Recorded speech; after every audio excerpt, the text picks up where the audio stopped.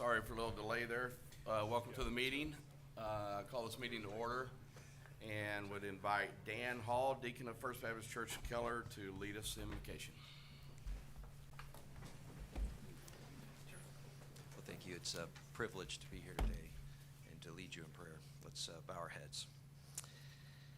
Our great Creator, God, thank you that you are merciful and gracious. You're slow to anger and abounding in steadfast love and faithfulness, keeping steadfast love for thousands, forgiving iniquity and transgressions and sin. Lord, and we thank you that this forgiveness comes through your Son, Jesus Christ. It says in your word that all have sinned, and that it's your Son who provides justification, and we only need to come to you with outstretched hands and empty pockets, and by faith claim this grace. So we thank you for this, and thank you for providing the way back to you. Now as the board begins to meet, Lord, I pray for Mr. Barnes, Chairman Barnes, that he would lead wisely. I pray for Ms. Rigney, Mr. Morris, Mr. Bryant, Mr. Alfred, Mr. Blaylock, Ms. Burgess, Mr. Campos, and Ms. Pena, Lord. If those present here represent families that are like my families, Lord, we know that there are relationship difficulties. We know that there are prodigal children. We know that there are physical problems. We know that there are parents that need to be cared for. We know that in your word it says that you are the great healer, Lord, and so we ask for your healing on those relationships and relief of those types of stress.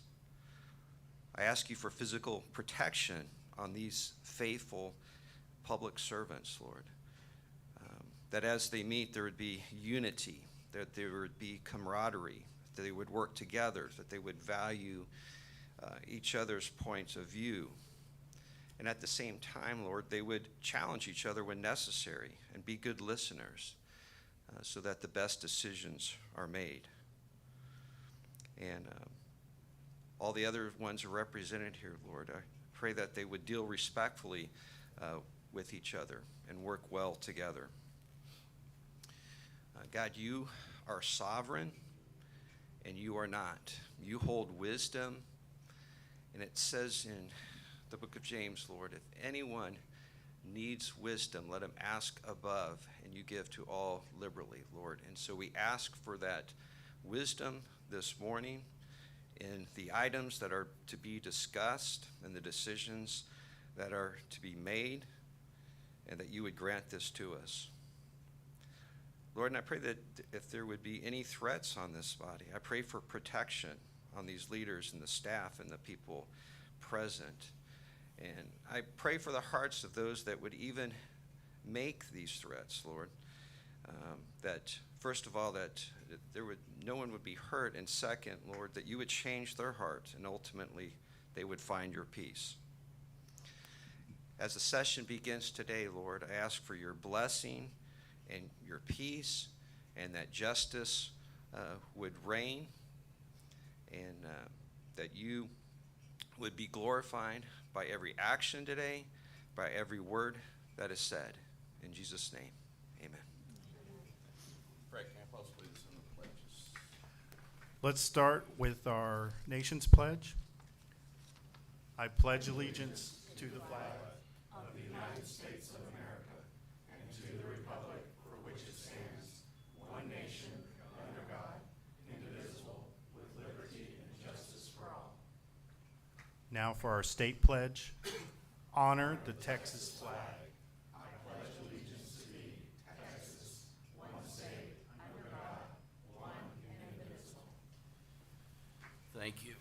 The only announcement for me is that we have a busy agenda and we have 2 board members that have to leave at a particular time, so please just stay on point so we can get through our agenda today. First thing on the agenda is a report from the TLO officer, Dr. McElvain.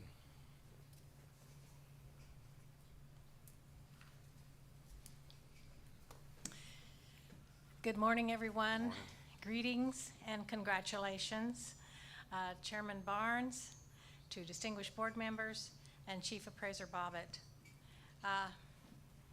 I am quite impressed with what I'm seeing at the end of the 2025 tax season concerning the interface of the electronic, informal, and formal ARB hearing matrix that you all have involved our taxpayers with. My report concerns about 24 inquiries from this past season, many of them about incidental needs of the status of exemptions and new applications. Also, disability and exemptions of over 65 status as established by the exemption rulings. Also, there have been about 10 what I call miscellaneous inquiries having to do with changes involving deed or trust adjustments that have caused a little different wave of information for our taxpayer. Many times the customer service desk did an admirable job, as did staff, in my referrals to them for extra information or for clarification. The resolution is a good one. At this time, I can report no returning or continuing complaints from a review of pertinent surveys following the 2025 protest season. That is a compliment certainly to our taxpayers in pursuing their concerns in a logical manner, but also to our staff and to the ARB network of individuals. Congratulations to all involved. I know you have a crowded agenda, but we're starting off with very good news. Congratulations. Thank you. And thank you to you for the work that you do, and not bringing us complaints is a good. Chief Appraiser, Bob. Good morning. As a quick overview, we've continued, the staff have made and continue to make significant progress improving the taxpayer experience throughout the ARB process and just in general. We have significantly reduced the amount of pending protests or still accounts that are still pending at certification, where the goal was when we certify to have less that are hanging out there, they're still pending, to make sure that the totals are accurate. And also, as we go into conversion, we want to minimize how much stuff is still out there kind of in limbo. We did see an 8% increase in protest. I know originally the thought was that we'd see a significant decrease in protest with the reappraisal plan, but we actually saw an 8% increase, even on homeowners. We expected tax agents to file more or the same as much as they always have, but we were kind of surprised actually to see that there was actually an increase in the number of owner protests also. We did maintain roughly a 6-minute average wait time since January, so we think that's a pretty good number for. There were a 50% decrease in hearings, so even though we had more protests, we had 50% less actual hearings that went before the ARB. That's usually where we get into the 45-minute waits, but still this year has been quite a bit less than what we'd seen in the past.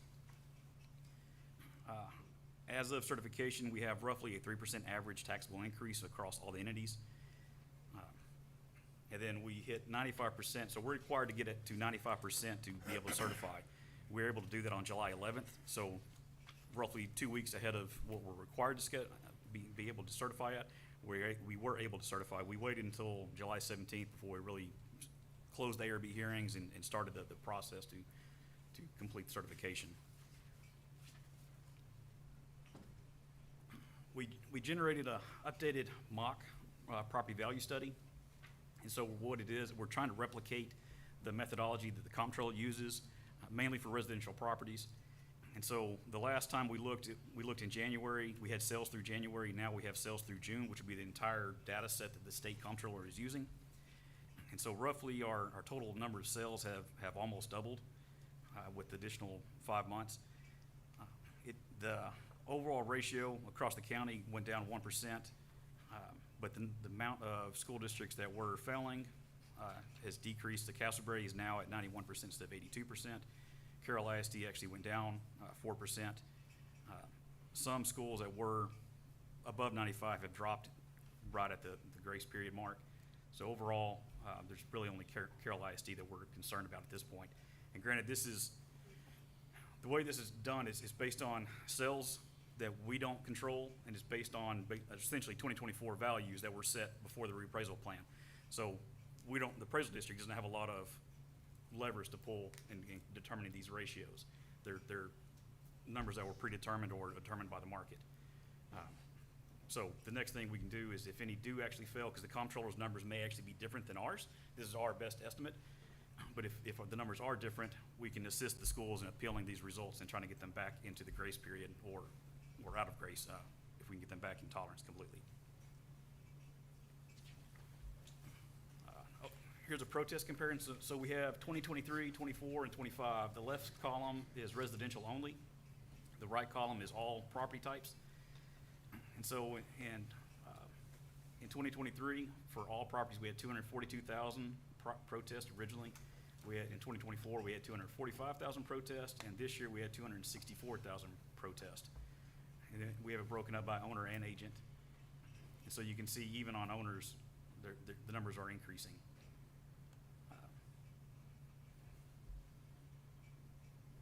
This is a more detailed report specifically on residential properties. Number of outstanding for 2025. So as of 2024, that was later in the year when we pulled this snapshot. So we have less than we did as of certification last year. But total number of informal, last year we had 95,000 informal meetings. We had 214,000 this year. A or B decisions went from 3,000 last year, like actual hearings, down to 1,300. In years past, I think we had closer to 20,000 actual hearings for the ARB. So overall, we went up from 209,000 residential to 228 total protest. The totals for the entities, like I said, we had roughly an average 3% increase for all entities. The cities and county special districts averaged about a 5% increase. The school districts averaged about a 2% decrease. But that also includes the new homestead exemption, or the increase in the homestead exemption to 140,000. And so that accounts for most of their loss. For the county specifically, the net taxable went from 286 billion last year to 297 billion.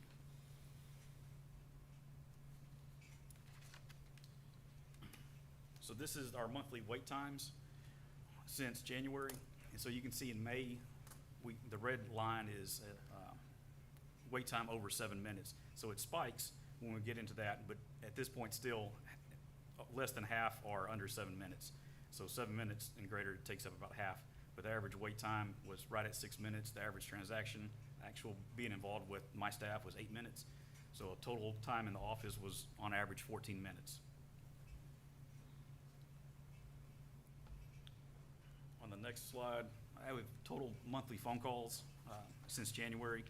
And you can see in April and January, it peaks.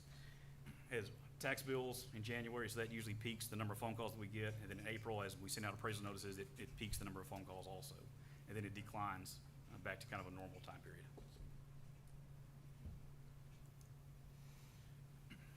For IT, we've completed moving to Commvault. We have a backup system now and basically a clean room. So we have a full backup of the system, some offsite.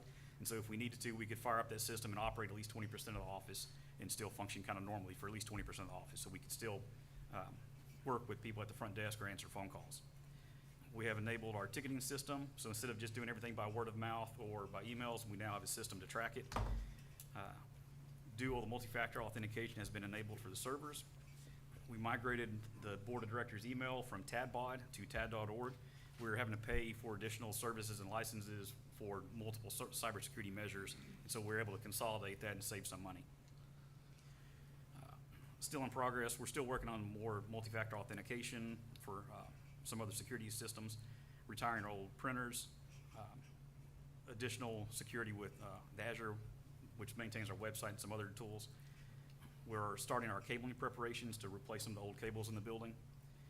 And then we've been updating the training room, so as you see, we now have TVs instead of the projectors. Under development, we've completed our website data export for the improvements, integration with Quadient, automated testing of conversion data, and our conversion transparency page. We'll go more into that later. and then we process the joint motions, 115,000 joint motions, which are basically agreements with the staff that don't go to the ARB. We're still working on some more conversion scripting and the mineral import from our new vendor, Capital Appraisal Group, for mineral data. For business services, we have completed July certification and the NCD, or the export to the tax office. And still in progress, the entity audit request, our daily entity data request, updating Aumentum's verification, and then confirming calculation changes. Next, we have our investment report. And so we're earning interest on our funds. We have CDs, we have savings accounts, money market accounts.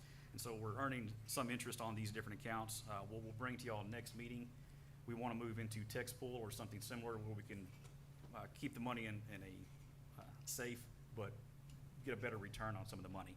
We want to make sure we're still liquid and safe, but we think we can get a better return with text pool.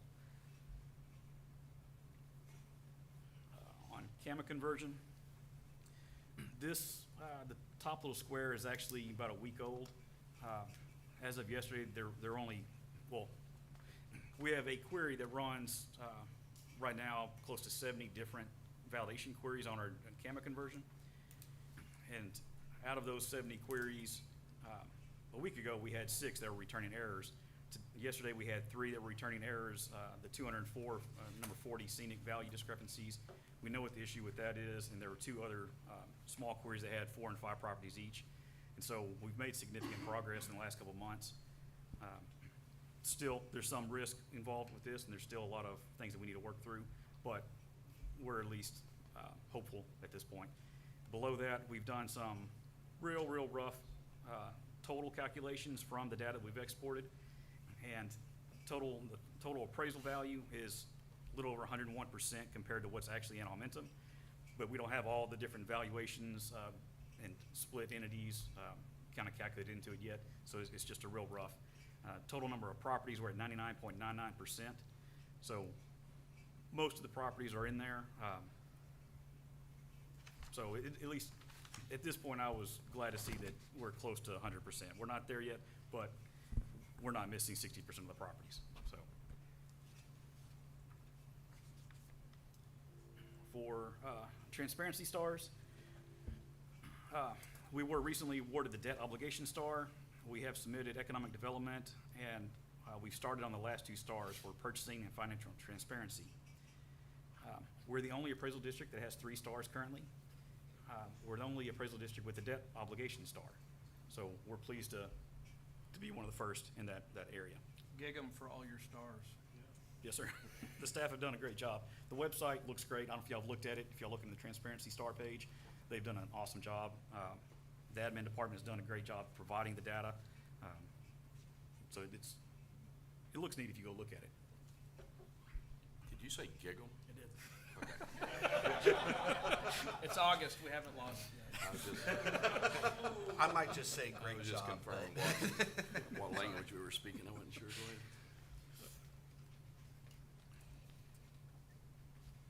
I think that's it. I have a question. What? Do I have to press anything? Automatic? If it's green, you're good. It's green. Okay. On the quarterly investment schedule, why would a governmental entity have investments, and what is it used for? Yes, ma'am. We have, the board has dictated that we'll have a 90-day reserve, so that's the 25% general reserve fund that we have. We also have committed specific accounts to litigation, CAMA, there's like 6 or 7 that we'll talk about later, that we have, the board has committed funds to keep for a future expense. And so it's in the interest of not having to go back to the entities at a future date and say, we need more money. If we already know that there's an expense and we have excess from one year, it seems easier to us, or better, just to keep that a smooth transition and not have to refund the money, then turn around and ask for it all back. So this way we can kind of keep it in one spot and earn interest on it. It is property taxpayers' money, and so we want to make sure we're earning interest, and the best interest that's safe as much as possible. That way we reduce how much we have to ask from the entities who get their funds from taxpayers. I wanted the taxpayers to hear that. Yes, ma'am. But it has to be safe. Any other questions, comments? Couple from me. On the protest comparisons, I think it's worth highlighting that some of the very people that are out there talking about how wrong we were with a freeze are doing very well with protest. Lawyers and agents that are telling everybody how wrong the process was. Their protests have gone up from 146,000 in 23 to 170,000 in 2025 when we had a freeze. So they're doing very well, despite a belief in front of us that we did something bad.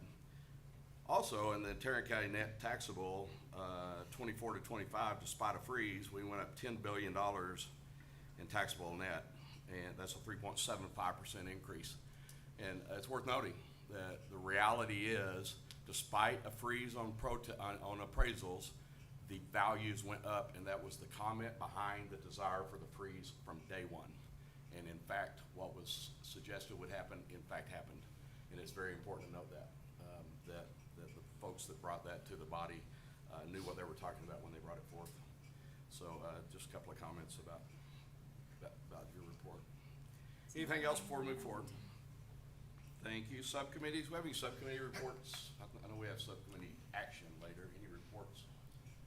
I don't have any particular report. I think Joe Don covered very well most of the IT and CAMA conversion stuff we talked about. The IT subcommittee continues to pay close attention to the CAMA conversion in particular, and we continue to work with staff to enable the best possible resources to make this successful. For a point of information, the county has also, we put together a review group a number of weeks ago now, and have been meeting with our staff, meeting with TAD staff, and through the Canberra process to make sure it was going to be ready to go. If it's not ready to go, it doesn't just affect TAD, it affects the county dramatically. And the county's not going to be affected dramatically in a negative way by anybody else, including TAD. And so we've been having meetings to get prepared for the transition. And frankly, I've been pretty frustrated with how it's gone so far. But we think that we're finally making progress as of yesterday. And we'll hopefully move that along and be ready for the complete conversion. So the county's been involved in that as well. But thank you for your, anything from you guys?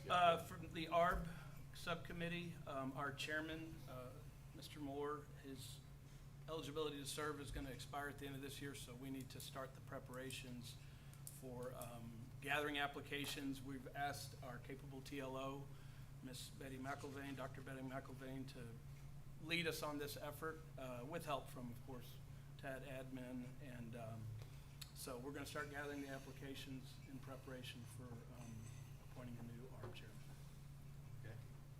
I just have a quick comment. I, along with our budget team and staff, work diligently to prepare a fiscally conservative budget, as we know it's important and a priority to work for the best interest of our taxpayers.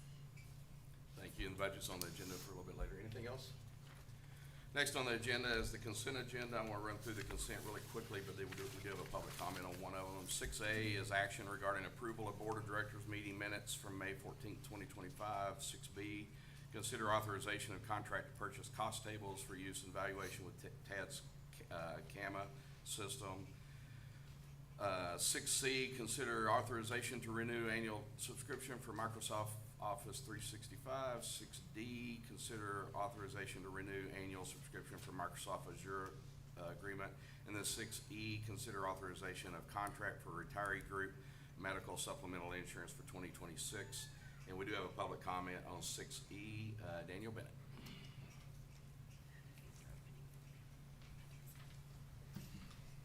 Morning, Chairman Barnes, trustees.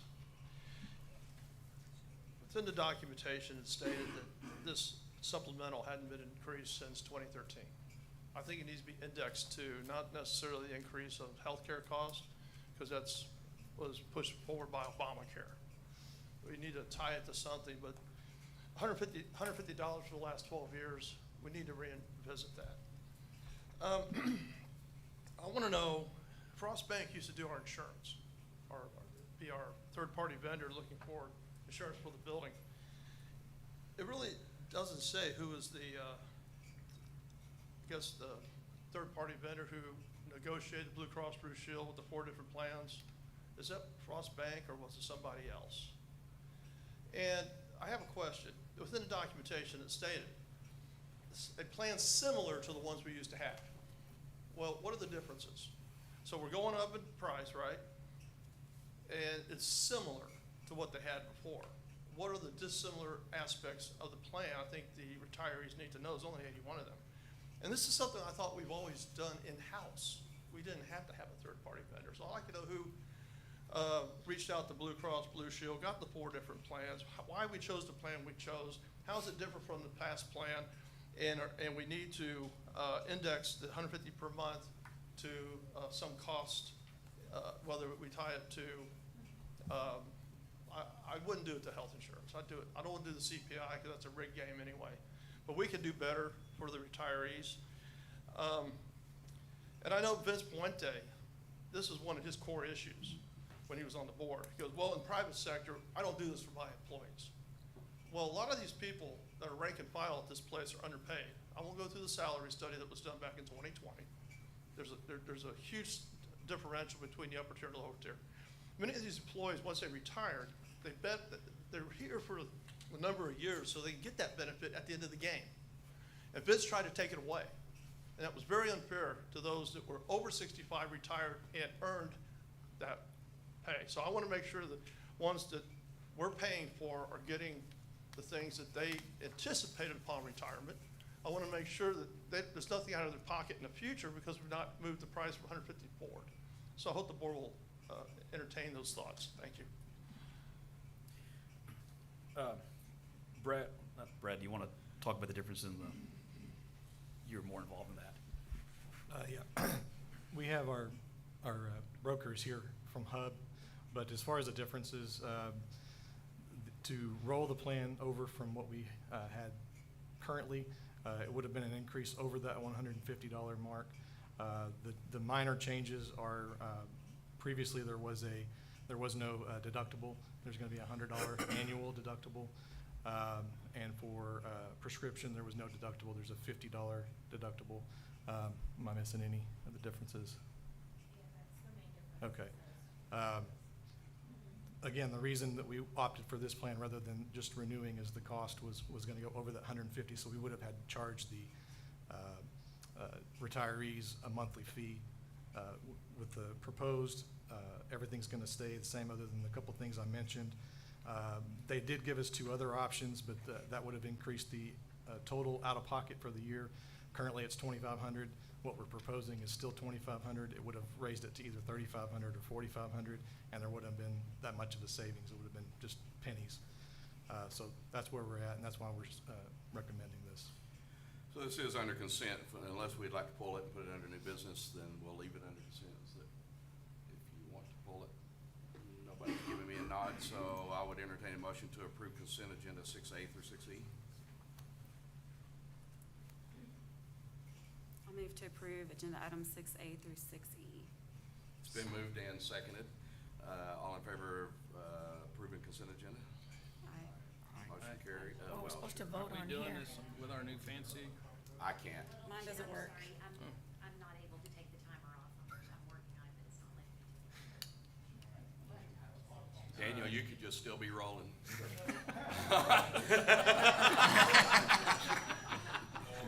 Thank you for not pulling it off consent. It should not be pulled off consent. These are for future agenda items. Thank you. Thank you. Are we voting on, I can't, there's 2 of us can't vote on here, so how will you want us to do it? Yes, if you guys will just give your vote orally, Mr. Alfred and Mr. Barnes, and then I will record it on here. Yeah, I'm a yes. Back on the screen. Yes. Aye for me, because yes. Yes. Mine doesn't work either. And who was the second? Ms. Burgess? Okay. Discussion items 7A, public hearing on 2026 Tarrant Appraisal Annual Budget.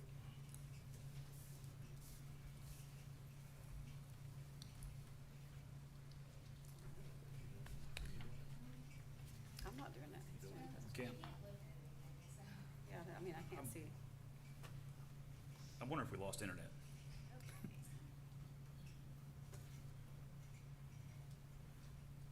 Oh, all of a sudden, y'all can't see it. Mine's working perfect. Mine's spinning. Uh-oh, that's not a good sign.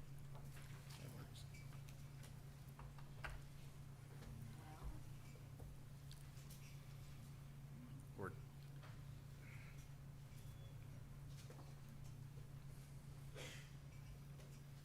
it may be the website might have gone down. Diligent. Because I can get to our webpage. we can move forward manually.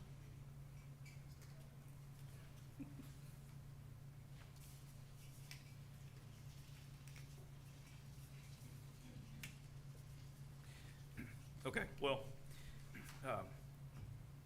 overview of the budget. Gonna have to work off memory here, so forgive me. But, look there, thank you. We originally sent out our proposed budget, had a slight increase, like a 1.5% increase. We went back, we met with the Budget and Finance Committee. We lowered it overall, 3% from our original proposal, so now we're looking at a 1.5% decrease to the entities. Or 2.79% decrease overall. And so we've reduced a lot of different places that we could pull from. There we have a summary of accounts that we have restricted. A lot of it, there's roughly 1.5% that's being added into, because there's $800,000 estimate for the election for this next year. And so last time, I think it was $650,000, but right now we're expecting the county election office has told us it could be up to $800,000 for the next election. And it could be more than that if it goes into runoff. So,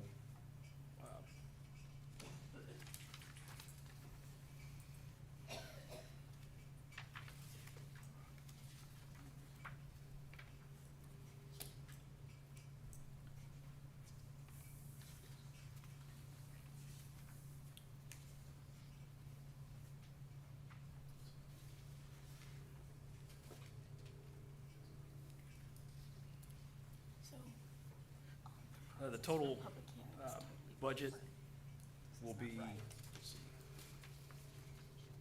$33,095,759. Total payroll is $22,914,000, which is about 70% of our overall budget. It's just a discussion. Which is total is a 1.46% decrease. To the entities, we're using money out of our reserve accounts.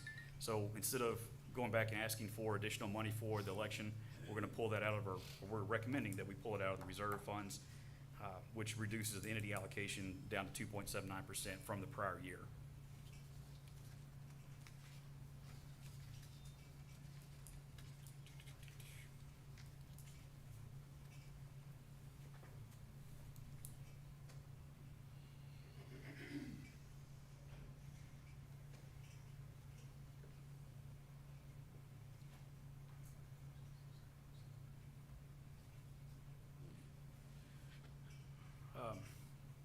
Do you wanna have public comment? And then we go. There's no public comment on this one. Oh, okay. Discussion. Any discussion, are you through? That's Okay. rough. I mean, we have PowerPoint slides in here We're over having a someplace. solid conversation about your budget, so, any questions, comments from board? Go ahead. I'll just make one quick comment. I wanna really thank the Budget Committee for working so hard on this, and staff for working so hard with us to put together a budget that's really fiscally responsible and meets the needs of the entities and our organization. So thank you. What we were sidebar talking about was that's the third time I've heard that cost of elections are going up. And anytime you have an election that's on either the November ballot, so in the governor year or presidential year, as Tarrant County's continuing to grow as much as it's growing, elections are getting more and more expensive. And particularly given the number of sites that we have to have across the county. And so all three times I've had that conversation has been with people that are on the general ballot, or on the general, their election is on the general ballot. And so that's just the virtue of living in a very big metroplex area. Any other questions, comments, motion to approve? Again, it's a discussion. Been moved that we approve, by Mr. Blaylock, is there a second? Right now on the agenda, we're just at the discussion. Or is this just We discussion can't- right it's now? not a We'll come back public to it in a hearing. minute. Never mind. You're right. Hold that motion, we'll, he'll still be good in a minute, and then we'll beg a second out of somebody. All right, other public, other discussion item, Mr. Tepper, legislative update? Thank you, Chairman Barnes. In the materials, there is approximately a 16-page packet that our firm puts out, which is sort of a summary of all of the bills that we believe impacted the property tax industry that came out of the regular session of the 89th legislature. I'm not going to go over all of the bills that are in the packet, but there are a handful of them that I think are going to be of particular interest to the board and the public, so I'll go over those very briefly for you all, go over them in the order that they're in the packet. The first one I'm going to cover is House Bill 9. I thought this was probably the singular most significant piece of property tax legislation that came out of the last session. What this bill does is it now exempts up to $125,000 worth of taxable business personal property for any owner at any one location across the state. If you are somebody that has large business personal property accounts, this is a huge, huge tax break for you. I also think that this is actually going to be a significant enough tax break. This is going to ultimately impact the tax rates because the old exemption was $2,500. You got to have a pretty small business to have less than $2,500 worth of business personal property. At $125,000, you have to have a pretty big business to have $125,000 worth of personal property. Either you've got a huge store with lots of inventory in it, or you have got some kind of specialized equipment or multiple vehicles. We're going to see an awful lot of businesses that have historically paid a tax on their business personal property that beginning in 2026, those people are going to be exempt. Next bill that was sort of interesting for Tarrant County was House Bill 21. House Bill 21 was the Housing Finance Corporation bill. It was originally filed, I think, with the purposes of changing some of the requirements and some of the ways that housing finance corporations got exemptions. During the legislative session, there were a bunch of taxing units that filed injunction lawsuits dealing with what's sort of colloquially known as the Traveling Housing Finance Corporation, which would be a city someplace far, far away from Tarrant County creates a housing finance corporation. That housing finance corporation comes into Tarrant County. They end up building or buying or refurbishing a high dollar apartment complex. And by doing so, because some other taxing unit not in Tarrant County set up a housing finance corporation, that property ends up being tax exempt here in Tarrant County and coming off the rolls of the Tarrant County taxing jurisdictions, even though no taxing authority in Tarrant County ever approved that housing finance corporation.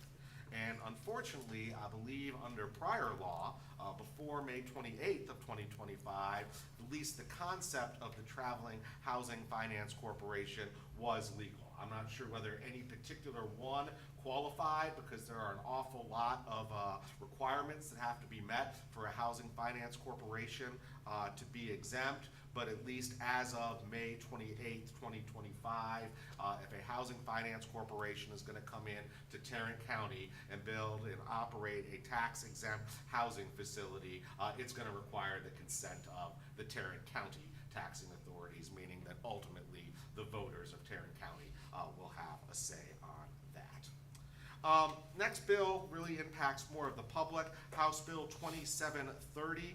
And what this bill says is 2 years ago, or 4 years ago, I guess, the legislature required appraisal districts to do homestead audits on every property receiving a homestead at least once every 5 years.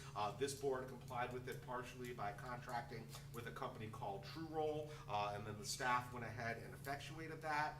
Other appraisal districts across the state What some of them did was they went out and they actually made every single person in the county with a homestead exemption reapply. That annoyed and angered an awful lot of property owners, and so the legislature has now passed House Bill 2730, which will prohibit an appraisal district from asking somebody to reapply for a homestead exemption unless the appraisal district actually has a reason to believe that the person no longer qualifies for the homestead. The program that this board adopted with True Roll actually does that already, so I believe that we are already in compliance with House Bill 2730, but that is a change that's going to affect a lot of people across the state. Moving over to, I think it's page 4, we got into the tax relief package that the legislature passed. Senate Bill 4, Senate Joint Resolution 2, that's the bill that will increase the homestead exemption from $100,000 to $140,000, assuming that it passes in November. I'd put everything I own that bill is going to pass in November. Similarly, Senate Bill 23 and Senate Joint Resolution 85 increased the homestead exemption for people that are over 65 or disabled to $60,000. And I think the big news on this one is if you are over 65 years of age or disabled, you are now entitled to a $200,000 exemption on your residence homestead. And it is certainly possible to live in a decent residence homestead in the state of Texas for under $200,000 worth of value. And so I think we're going to find that an awful lot of our over 65 and disabled people in the state are going to get not pay any taxes on their homestead. And even those people who live in $300,000, $400,000, $500,000 houses, or maybe even more expensive houses than that, a $200,000 exemption is pretty significant. The other part of the tax relief package that the legislature passed was a House Bill 8, which further compressed school tax rates by another, I think it's 0.0331%, which will be a significant tax savings for an awful lot of Texans. Senate Bill 973 was one. It was passed. The language in there that's probably relevant to this board is they added some language to tax code section 2301A that talks about how a reappraisal plan that is adopted by an appraisal district cannot contradict 2301A. Probably the real impact of that bill is something we ought to take up in executive session at some point in time. Similar bill, House Bill 148, now mandates Board of Directors training in counties that are big enough to have elected members on the Board of Directors. That will include all of you. Beginning with next year, you all are going to have to take a training course that is approved by the Comptroller's Office and offered by some sort of institution of higher education, probably VG Young. And so that is training that all of you are going to ultimately have to participate in. Moving on, there was House Bill 3575. Again, has to do with the elected positions on the Board of Directors. For those of you that ran for your positions a year ago in July, you filed your paperwork to be on the ballot with the county judge. That's really not how we do most elections. So moving forward, when you all refile to run, assuming that you do, you're going to file those with the county elections administrator, which makes sense because that's where almost everybody else files their paperwork. Another interesting bill, 2073, Senate Bill 2073, changed the procedures by which an appraisal district can obtain a building to run their offices in. We now have express authorization to borrow money to build or construct a building or buy a building. Additionally, the process of getting entity approval, should we ever need to relocate this appraisal district, is a lot easier than what it was before that bill ended up passing.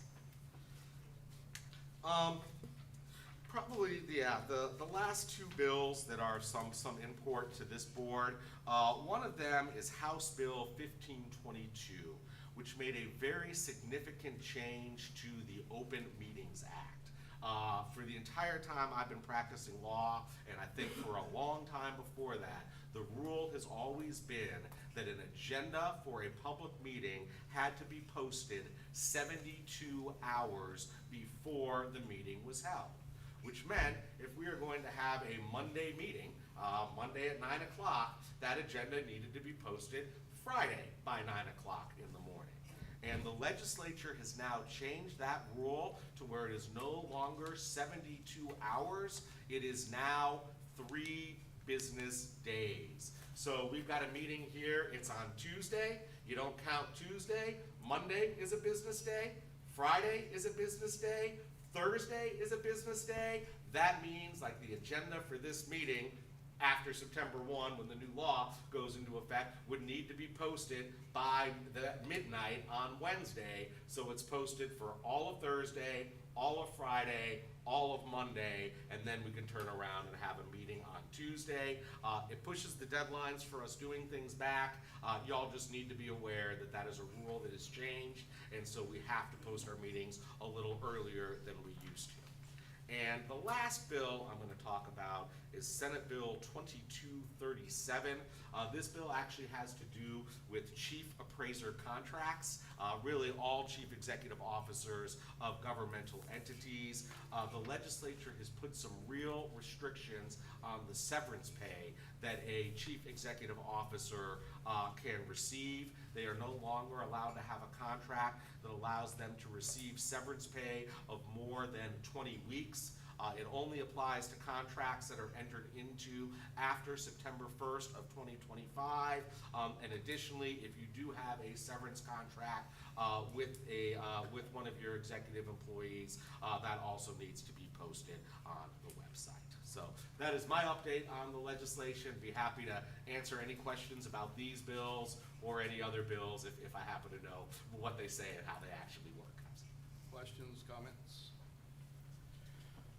One thing we've been having conversations about in my office and then with state reps, it relates to the whole, particularly on the SGR 85, which is the $200,000 one you talked about, where people will actually not pay taxes if you live in that under.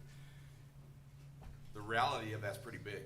And as they continue to take care of 65 and olders in Austin, but recognizing that population is the fastest growing population in the state also, that age group.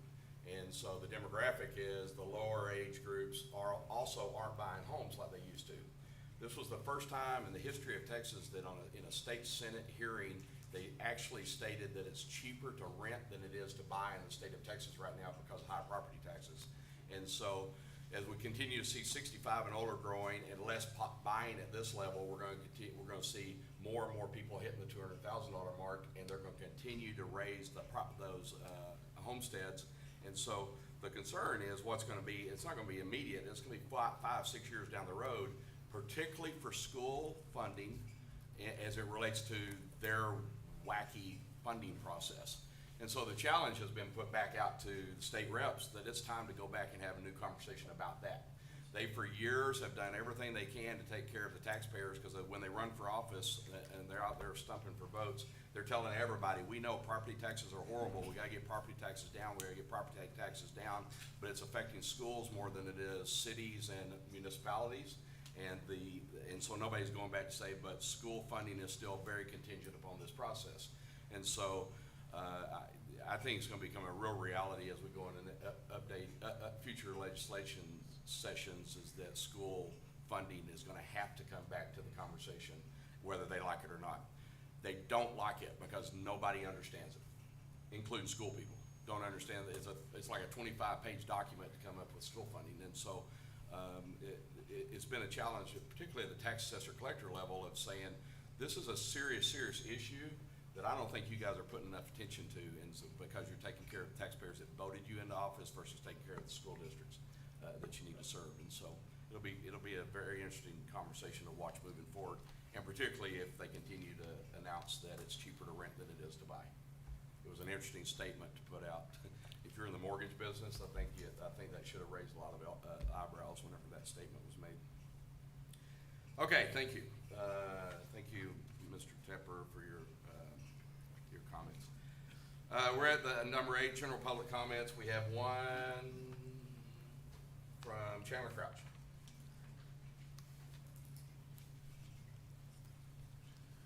Good day, Board. Chairman Barnes, thank you for allowing me the chance to speak. I've got two main topics here that I want to hit. One is kind of an extension of the Taxpayer Liaison report. You're doing a great job, by the way. Thank you. Just wanted to acknowledge some interaction that I've had. I didn't count up how many phone calls and that sort of thing I got, but in May, I'm just going to mention the person's name by the first letter of their name. Last time somebody asked me not to mention the staff's full name, but that's fine. Somebody the name of V gave personal attention and was very responsive in getting exemption reinstatement for a client who didn't rent out her home. And I've actually got a story I'll probably tell about that here in a little bit on the next comment.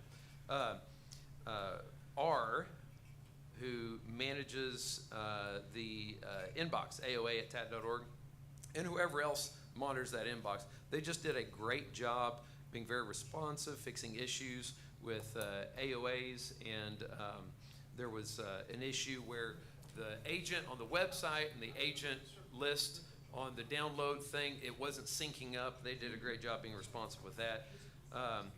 V, again, suggested that a client apply for their apply as an heir owner with a homestead exemption affidavit because the property was stuck in probate, and the client was able to get the homestead and disabled persons exemption as well as a deferral. She was about to be homeless, and so that was a innovative solution that she came up with, and it was very cool. R, again, and just the rest of the department is being very responsive. I also want to mention Mr. Barnes reached out to me after I put out the video, said, hey, let's look at Castleberry, see what we can do to help. Obviously now they're within compliance. Now I am curious about South Lake Carroll being out of compliance. They pay into recapture, so their problems are wildly different. I would be curious, I just haven't researched it, to see if there's going to be penalties and interest on clawback if they don't pay in. They've got an entirely different reason to protest their findings, whatever that is. And I did not start the timer. 1 minute. Okay, dadgummit. All right, here we go. The tech department, D, was very responsive whenever we noticed some issues on the website. A lot of the values for previous years were gone. And then I also want to commend the other board members that I saw, people just encouraging to go out and protest. All right, the last big topic that I want to mention is an issue that I'm seeing with tax consultants. Mr. Barnes mentioned that some tax consultants earlier. There are great tax consultants and there are horrible ones. There are tax consultants out there running literal scams that are legal, and then there's tax consultants out there doing the work of helping people save money, and they're doing a great thing. And so there are some issues that are maybe more legislative, but still, I just want to mention them. When you go on the tax consultant's website, sometimes you don't get to see the name of the tax consultant or their license number. That's an issue. When you look at the agent online, man. All right, well, I've got several more comments on that. I'll save them for later. We need to clean up the industry a little bit, though. Thank you for your time. Mr. Bennett, I had you down also. Okay, thank you, sir. I'm a little worried. I don't hear my name, I panic. So I say it when I sleep. By my computer, you're still over 26 minutes.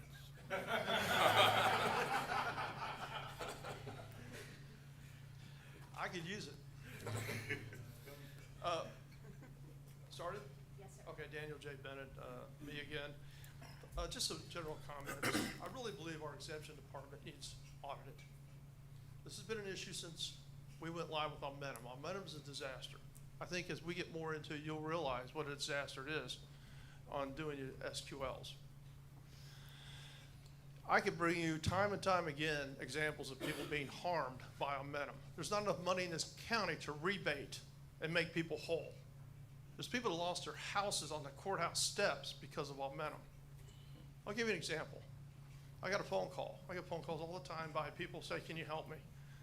Well, there's not enough time in the day to help people when it comes to our past history. Apparently, this woman went down over here to file her 65 and over. What? you've had it on your account for 10 years, since 2015 when we went live. What? I was only 55 then, I didn't apply for it. Well, can you bring forward the documentation to prove that I applied for it? Well, we don't have it. Now she got a $7,000 bill from your office. Why? That's just one of many. And of course, I could go back to Donna Perlick's email. I see her in the budget getting a pay increase. What stays at TAD? What happens at TAD stays at TAD. Don't tell them we have computer issues. Don't tell them not to pay that bill. Well, we have, now in 2025, we have a lady that can't afford $7,000 who did everything right and now is being punished by this entity. I wanted to send her to the TLO. We fixed that issue because the link wasn't working. But it's working now. Anyway, I want to go on to the HFCs. I was at the July 15th meeting, and we got some real problems in the ARB. I'm sorry, Ms. McElvain. It's not your problem. 1 minute. I watched the whole thing. I think having Rick Armstrong in that meeting was a conflict of interest. I've already spoke to Mr. Cradiville, already spoke to Arlington people. I've spoken to the Euless HEB people. You should not have had that attorney in the ARB. That guy is a teacher. He teaches the ARB. He has his own course for rooftops and he teaches the rooftops. So here you have these people in this meeting who he's potentially taught. You have the teacher overseeing the students in a legal hearing. Now, would you like that? Would you not like not to have that disclosed as an attorney, that there's potential conflict of interest in a room and you're in an official hearing from the counterparty? And EECU, Randy Armstrong is on that board of directors. We have a CD. I want to discontinue doing business with the EECU until he is off that board of directors. That too is a little scary when you look at the overall structure of that bank. Thank you. Thank you. All right, action items on number 9. 9A is consider adopting a resolution regarding policy to waive penalty and interest for late entity payments. This has been on the agenda for a long, long time. 9A and 9B are essentially the same. Just one was it was tabled, so we had to bring it back like it was, then slightly reworded in our 9B.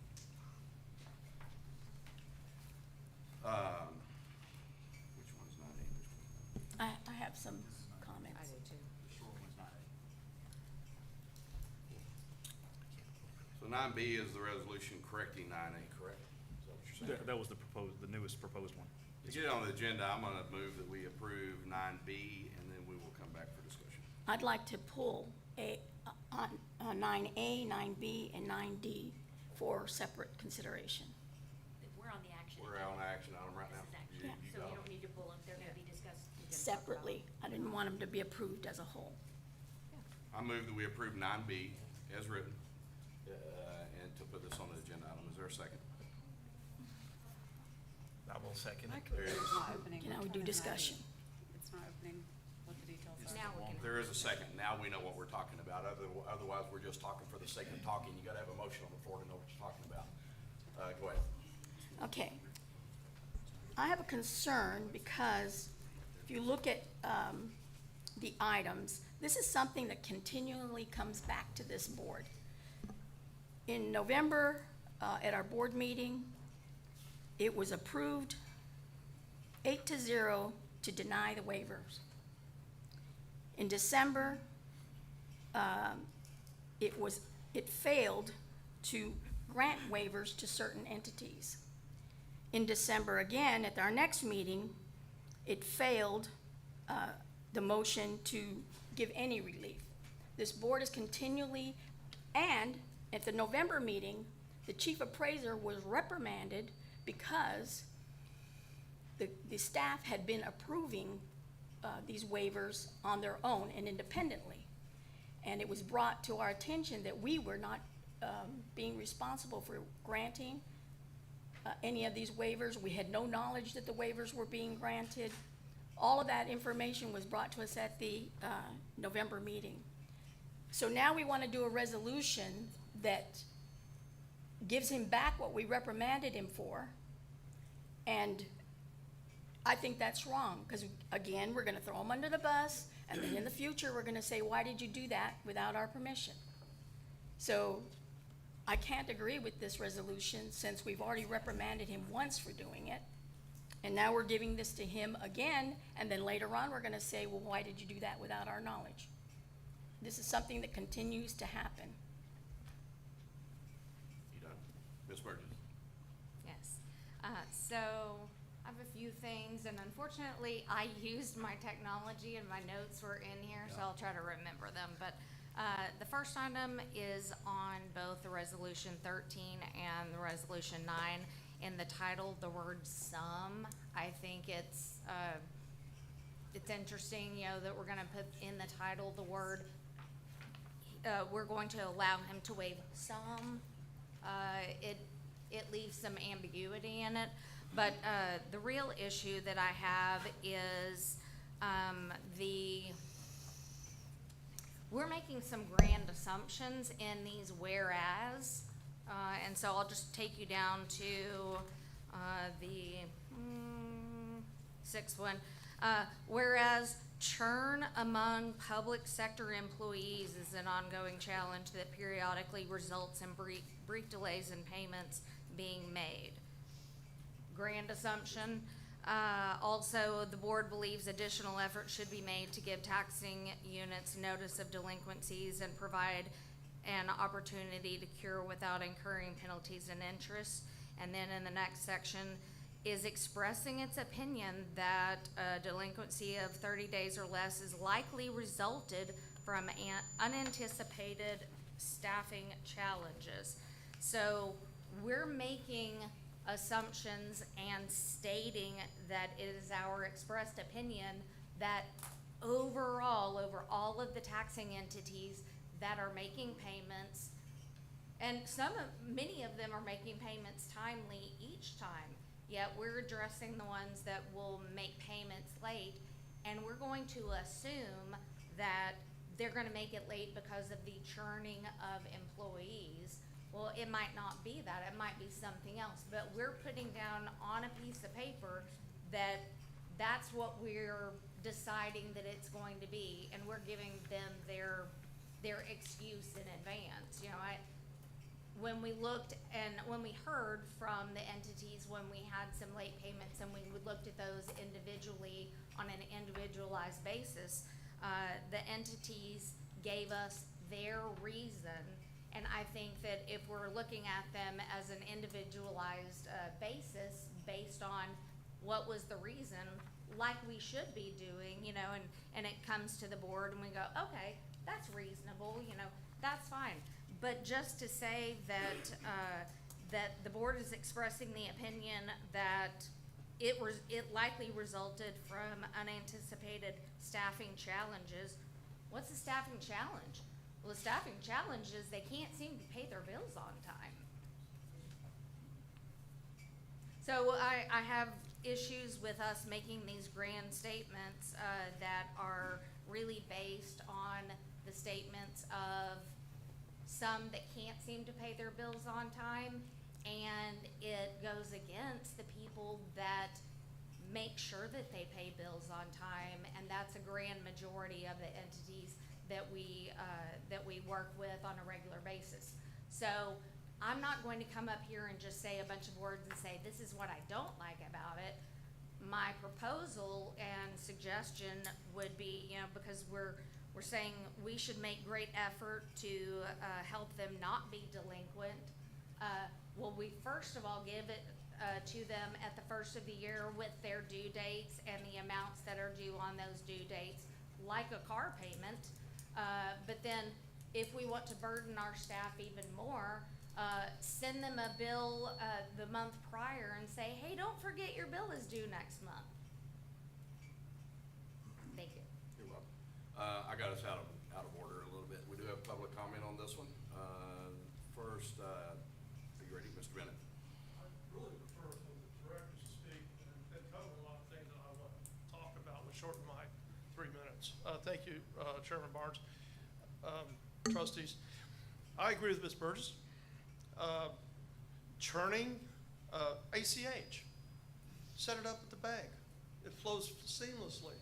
You don't even have to get a bill. I pay bills, I get the bill in the mail, I throw it in the trash if I don't need it for my records. ACH or what? Or, automatic transfer of funds on a monthly basis. It's simple. So all this noise, it's just noise.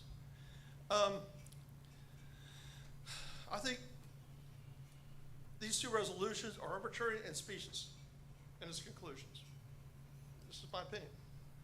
This is the dynamics of our past history. This is how political power was gained, through gaming the system by letting someone be 100 days late. That was the past administration. This is the new administration. I agree with her. It's unfair to put you in that position. What's the definition of good cause? Exactly.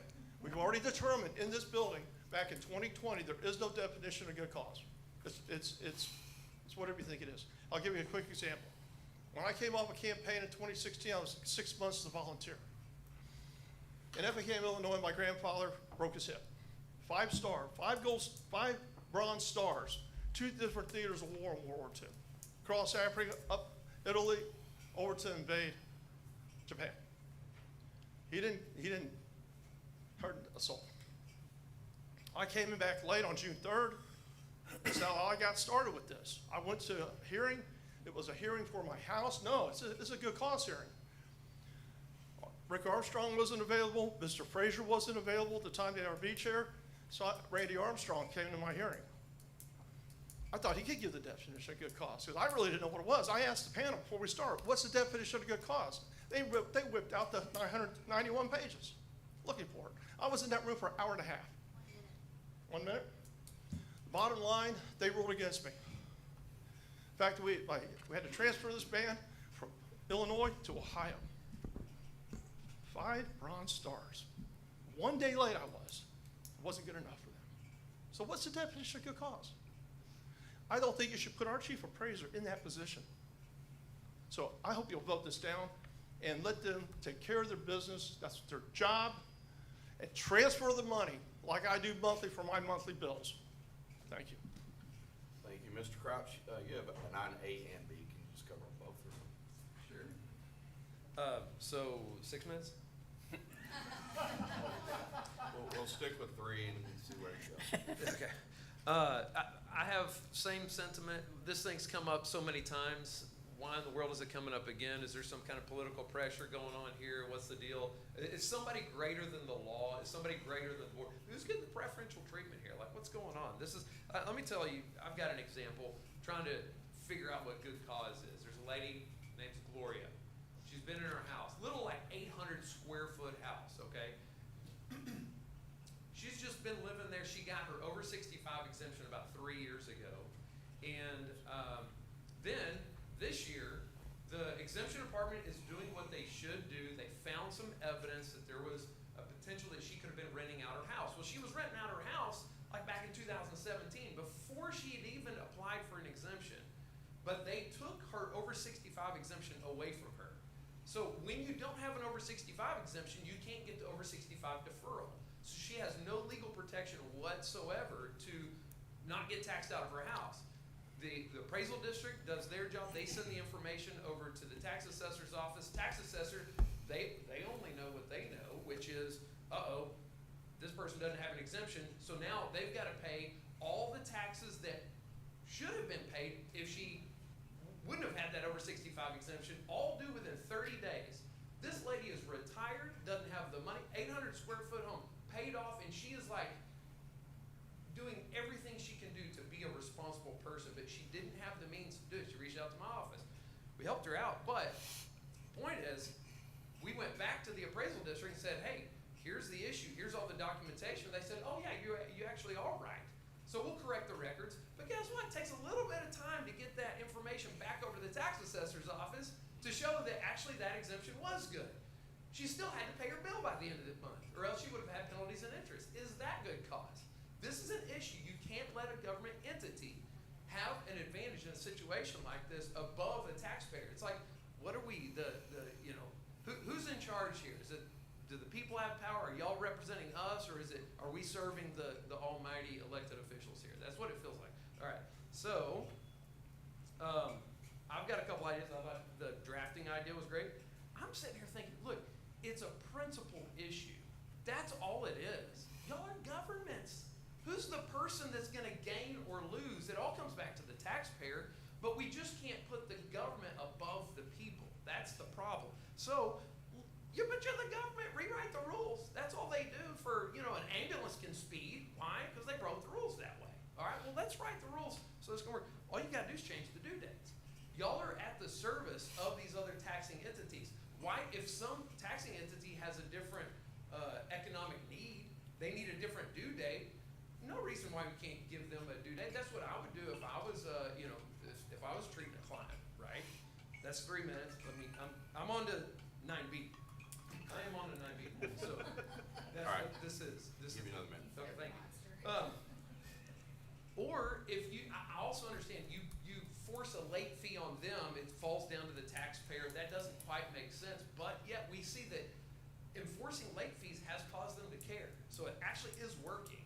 But let's just figure out how to withhold services. Maybe you say next year you've got to prepay, or next year we won't withhold services, or do something.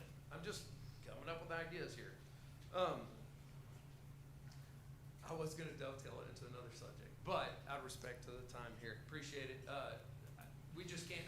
I will absolutely lose my mind if this passes. It's just not okay. That's all I got to say. Thank you. Thank you. Syed?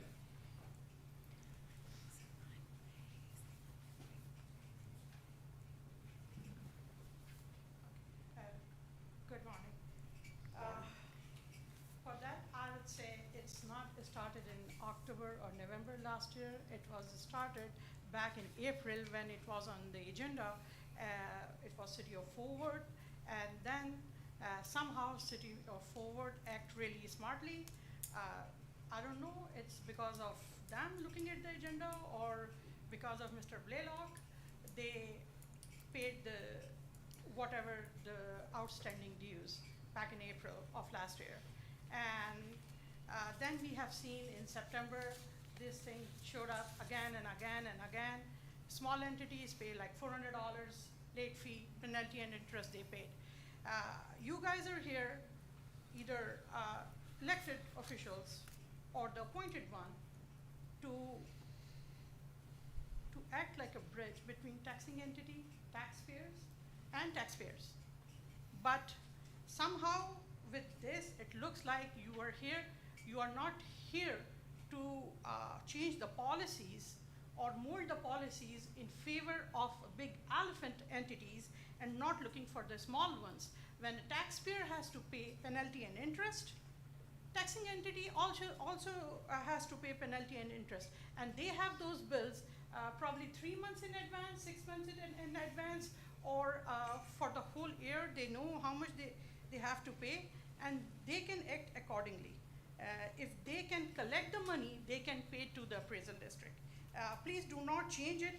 And one more thing. I would say Mr. Bobbitt is the one who bring it to the board. It's a board item. Please do not convert him into Mr. Law. So keep him Mr. Bobbitt as is, the way he is. Thank you. Thank you. Sorry. I thought the last lines were special. That was good. Any other discussion by the board? I just want to be clear, because mine's not opening. The 9A is when we discussed before you were on the board. I have nothing to see, details. Where we were to forgive the penalties and interest and refund. That's what he said. No. Okay, y'all can go ahead. I'll read this real quick. I've got a point I'd like to make then while Sure. she's reading that. It seems to me we have heard all the Okay. negative comments about this, but, there are competing arguments with this proposal. One of the things that jumps out at me is the potential arbitrariness of what is good cause. I think you raised that in your public comments, sir. And so how do we define it? Okay. And with this definition in place here, it seems that it would achieve more consistency. I mean, I look at this almost like a promissory note or a contractual obligation, and almost every contract in a commercial setting has got a notice and opportunity to cure provision. In here, it seems to me, a competing argument would be that if you define this 30-day period, then it's gonna get really hard to show good cause on the 31st day, because you've already had your grace period and you've exhausted it. And it does have the potential to take the arbitrariness of what is good cause for somebody who is 1 day late, 2 days late, or 10 days late, and takes out the potential for inconsistent rulings on similar cases within that 30-day period. So just to provide kind of a competing argument on that, this does have the potential to provide more consistency in how good cause is handled. And really, if you get beyond that 31st day, I don't know how anybody can come in and not, make a good faith argument that they do have good cause after they've already blown through that first grace period. So just some observations I had about this proposal. I have one other comment. Sure. This was never reviewed by our board attorney. Okay. Thank you for your comment. Anything else from anybody else? Yes. Joe Don brought this problem to us. The problem was entities are paying late. That's the problem, and it was a significant problem. And this board made it clear multiple times that we decided late payments will not be waived anymore. There is effectively no good cause. We didn't hear any good cause, and we heard plenty of well thought out inputs. We strictly followed existing tax code, which is existing law. We didn't do this because we delight in punishing entities. We did this to send an effective message to all. Stop paying late. There is no good cause for a late payment. We heard from multiple entities. There's just no good cause. Talking to Joe Don Bobbitt, it solved the problem. We're now a year later, and late payments, which were a problem and which were chronic, have eviscerated. Okay, so job well done. Bravo. I mean, Continue, please. so now this in effect says, you can be late. We're going from you can't be late to you can be late. You can be late, and then we're going to burden our chief appraiser. Why would we take on this responsibility to have to give notice that you're late? The only notice we need to be sending are, you're late, pay your late fees. That's what we need to be sending out. Not, we have to send to a mayor and a city manager a notice that you were late and time to cure. No, that's a step towards the swamp right there. Let's get away from that and just stay consistent. And then item D, to administratively waive penalty and interest that's owed. These are, evidently there might be some entities that haven't paid. This item D has been voted on multiple times, and if there's entities that still haven't paid, let's follow tax code, and we likely need to assign some accrued penalties. So let's not undo the solid work we've done on this matter. Yeah, yes, sir. So, obviously Vince asked me in the November meeting and called me out, and my position on this has not changed since then. And from that meeting, I immediately drove and saw our CFO because I was very upset that we were on that list. I agree completely. The entities for good cause can come to this board and present it. Otherwise, we have to hold strong on this. This has been decided a bunch of times, and it's improved. I agree. I think we've already decided this a bunch, and if there is good cause out there, they can come to us. Any further discussion? I struggle with this one because I have no problem with saying, hey, we have rules, standards, and procedures, and the reason we have those, we need to stick to them, right? The problem I had last year was that something was allowed for years and years and years, almost 20 years, and all of a sudden it's like, hey, you're late to work, and then after working somewhere for 20 years, oh, you're fired. And so I think there was not the communication with the entities that were used to people looking the other way or giving forgiveness to entities that didn't even apply for that. I wanted to make it right from that point backwards. Let's refund the people that have paid, and moving forward, we're gonna be firm on this, be on time. And I'm not sure that this achieves that, so I'm a little confused on why we're going back to it doesn't matter. I don't know. Is there any clarification The only there? thing I can tell you, the reason it keeps coming up is because there's still no policy. The policy is simply the code. We still have no policy within this organization as to how to handle anything other than what the code says on this issue.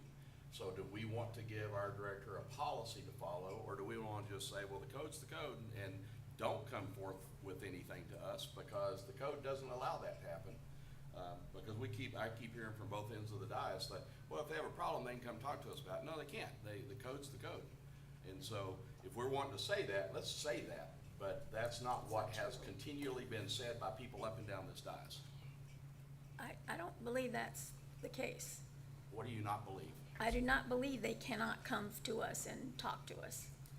I believe they can come to us and talk to us, but the choice should be ours to make, the board as in ours to make. The code does give the board the authority to waive the late fees upon Yes. a showing of good cause. And certainly the board would have the ability to delegate that to the chief appraiser if that's the option that the board wanted to take. Okay. Then okay. So you're saying now we have that ability, or do we need to memorialize that, document it? The Or- tax code Okay, so then already so then we puts don't the tax to code do- states that there is a fee if they pay late, but that fee can be waived by the board of directors upon a showing of good cause. And as the public comment came, there's no good causes, whatever y'all believe is good cause, or whoever you delegate. I wasn't here in November, so I don't know how many came to you. I do know that multiples of them have said, why in the world would we go to that organization? Because they basically say, get out of here, pay on time, or else, because by golly, that's how it's supposed to be done.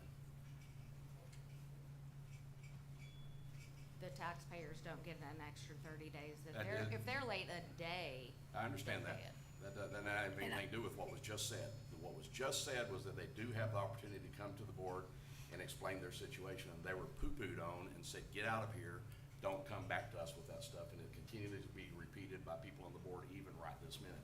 If that's the policy, let's stick with that policy and put that out as the policy.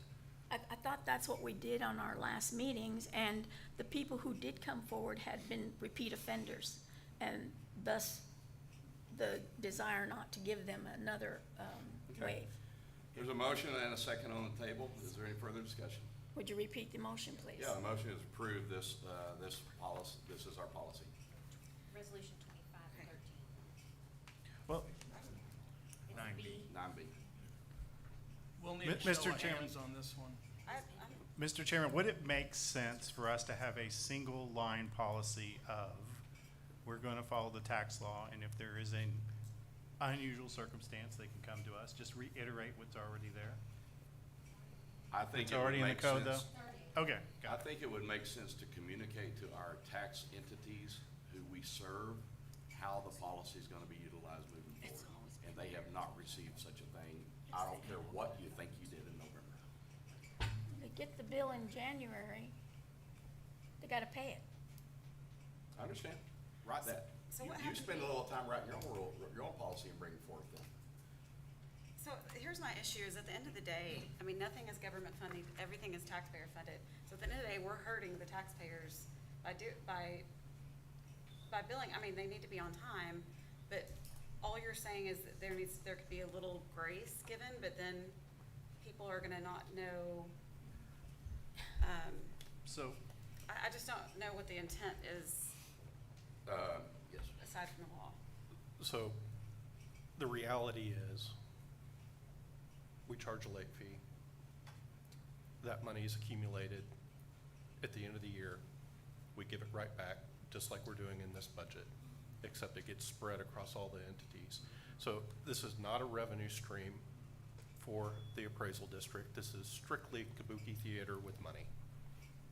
It's all for the taxpayer. There's literally no impact with these dollars going back and forth. It's just work for each entity that could easily be resolved with a simple policy that allows it to be handled administratively, or if it needs to come to the board, but that creates different timeframes, because it's on board cadence versus administrative Make 'em policy. later, which would accrue. Correct. Okay. Again,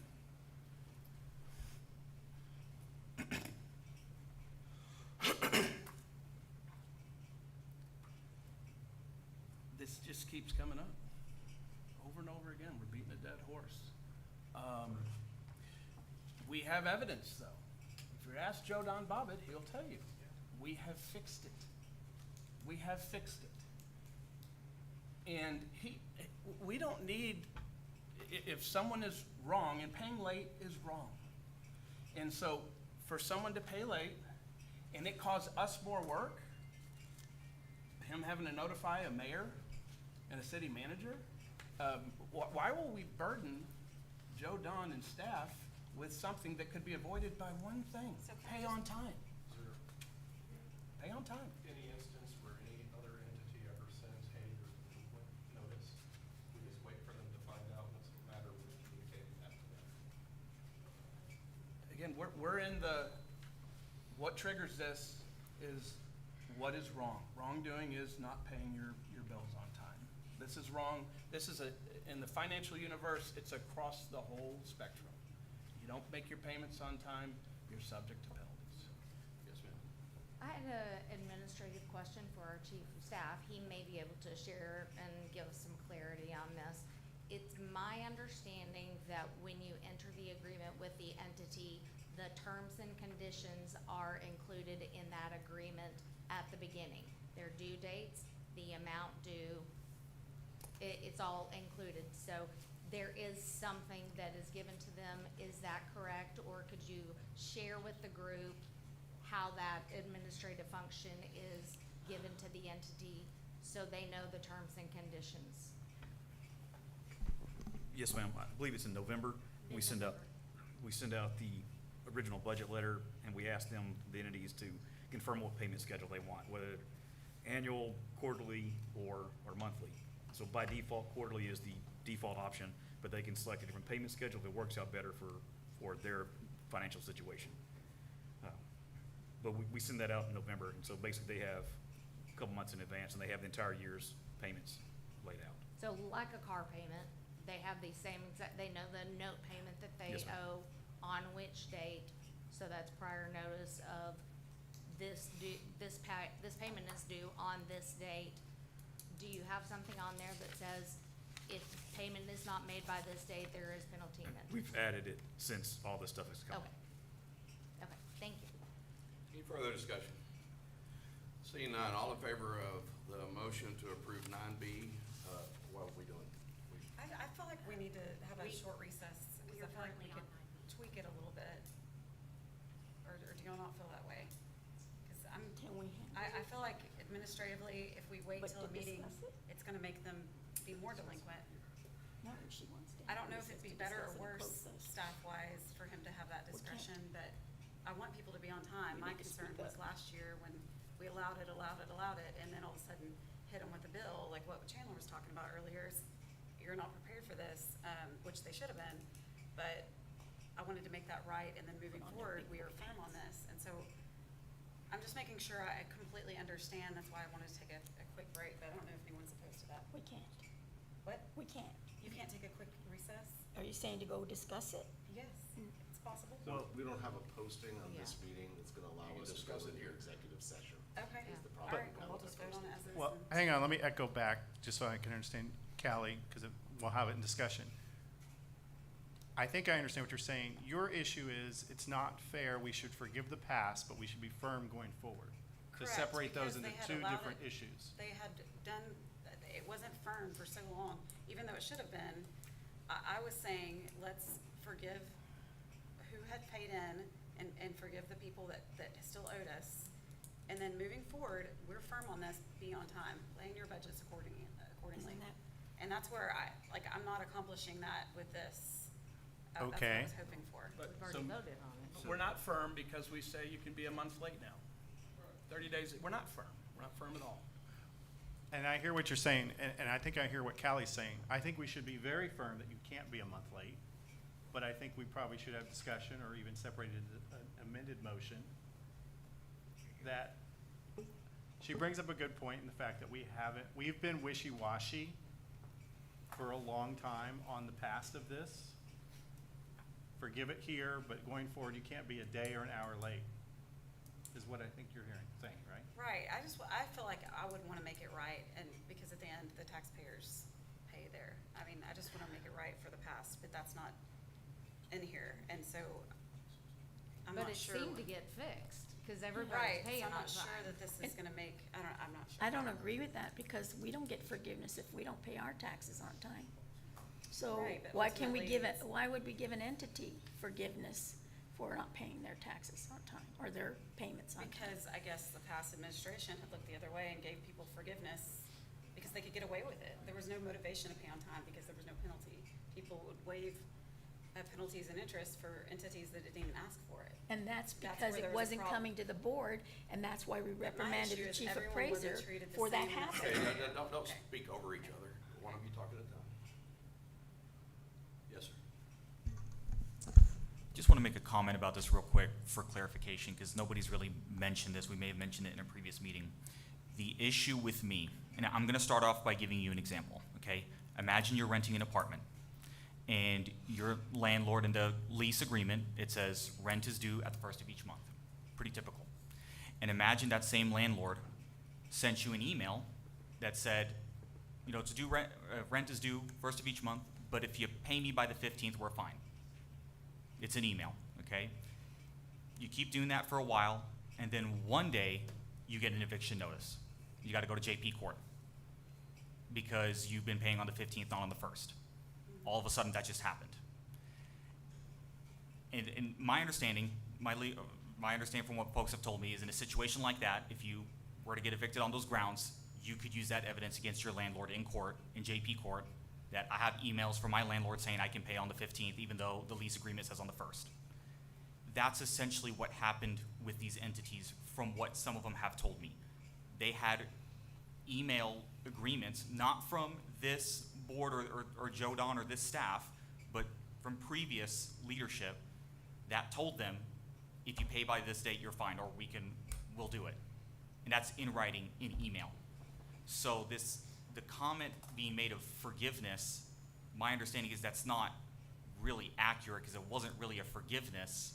Some of these entities had emails going back years, basically telling them if you pay by this date or if you do this, you're fine, you don't have to pay the penalty and interest. Why haven't we seen any Yeah, of these where are they? emails? I'd love to see those. I mean, Well, there's that'd be something that would be interesting to review as a board. If someone could cough up some of these emails, which don't exist. Yeah, talk is cheap. Yeah. Well, I mean, some of them, my understanding is some of these Bring 'em. entities do have it, and probably needs to be an open records request to look into those. But on top of that, there's also other entities who don't have it through email, who did have an understanding with staff as well. So, I mean, I agree with you, that's probably something that needs to be looked at, those emails, but, I mean, there's a difference between that and just forgiveness. I mean, if my landlord tells me, hey, pay me by the 15th, and then all of a sudden I'm getting an eviction notice, I would have an issue with that. Well, that's a legal agreement that he made with you, so it would be following that. Any further discussion? Yeah, from my perspective, I agree with what Ms. Rigney was saying, that it's kind of fair to play Charlie and Lucy with the football with entities that had an expectation, right, wrong, or indifferent, at the time, but they had that expectation. My main concern now, because I believe that occurred before I was in this position, my main concern now is consistency. I want to have consistency so that it's known, even if this does not pass, there needs to be a message stated that, look, it's going to be real. I just don't want to be in a situation where we have similar districts and similar positions with inconsistent results on what good cause would mean going forward. So that's my primary concern, is that, okay, collectively as a board, even if this does not pass, that we are consistent so that everybody has the same expectation going forward, that if you're not on time, you know what they say, to be early is to be on time is to be late, and to be late is you know what. So we need to have something that is reliable for all the districts to know going forward what the expectation is. So that's my main point of emphasis. Can, Mr. Barnes, can I offer a substitute motion? Please. I would offer a substitute motion that affirms that we will follow, from past point forward, the tax code, and if they need to appeal, it comes to the board. And then I would also, as part of the same motion, recommend that those entities that were caught off guard by our new enforcement, they get made whole in their interest. And so that would be my motion. And we forgo all of this stuff that's in front of us. I'll second that. Well, Voted on Mike, this you were the before. second on my Oh, did you motion. already? So, Do it, sorry. Don't you have to ask for that to be removed? I'm sorry, you gotta Oh, So I'm sorry, Alan, from was a it aligned procedural with point. the 30-day, No, no, so No. City of Mo- Fort Worth moving- that was 2 quarters late Yeah, is moving gonna get their forward. money refunded. I don't For think how City long? of Fort Forever? Worth falls into this category. All right, so, I'm racking my procedural Robert's Rules of Order brain. whether but, we want to accept his replacement motion. I second Alan's, or I would accept I would accept that motion. the motion presented by Mr. Brown. Yes. Or Blair. Yes. The new, Yeah, who's gonna, Yeah, what, What I have is, we will follow the tax code from now going forward, and if an entity needs to appeal to the board, if previously fined, we can forgive that motion. but they have to Previously appeal. funded. Forget that Yeah. fine. So you're putting what? a burden for them to appeal? I wasn't intending to make an No, I don't appeal think he or was either. passed. what, are the, Is there a time frame that, I mean, It's, maybe I'm wrong, but it's my understanding that what Alan suggested was, going forward, there will be no grace, no 30 days or anything. They have to pay on time. But entities that were currently late would be refunded. Is that what your intent was? any currently? correct, or not? Or that collected? were late? Is there a list or Forever. some Within the past. identification of those taxing units that would get their, Yes. We had a their list in previous late fees waived? Because I think that, just to make sure there's clarity for staff, if it passes and they end up refunding or not collecting late fees. Alan, are you suggesting a time frame of the previous year? Prior to the board's notification that no appeals were accepted. But how far back does that go? yeah, Say just a forever. year. Just, Just a year. no. When did we come to the point where we communicated In November. that there is not a There's forever, not- they weren't, that only happened one time because this board decided that one time we were all of a sudden gonna be tough people. No, November and twice in December. We I'll voted say It's in the on it, I minutes. think, Listen, listen to what I'm saying, don't think what I'm saying. It only happened once. I don't care how many times you talked about it, it only happened once. It's It not happened true. whenever they missed the October, they were late with the October That's payment. not true.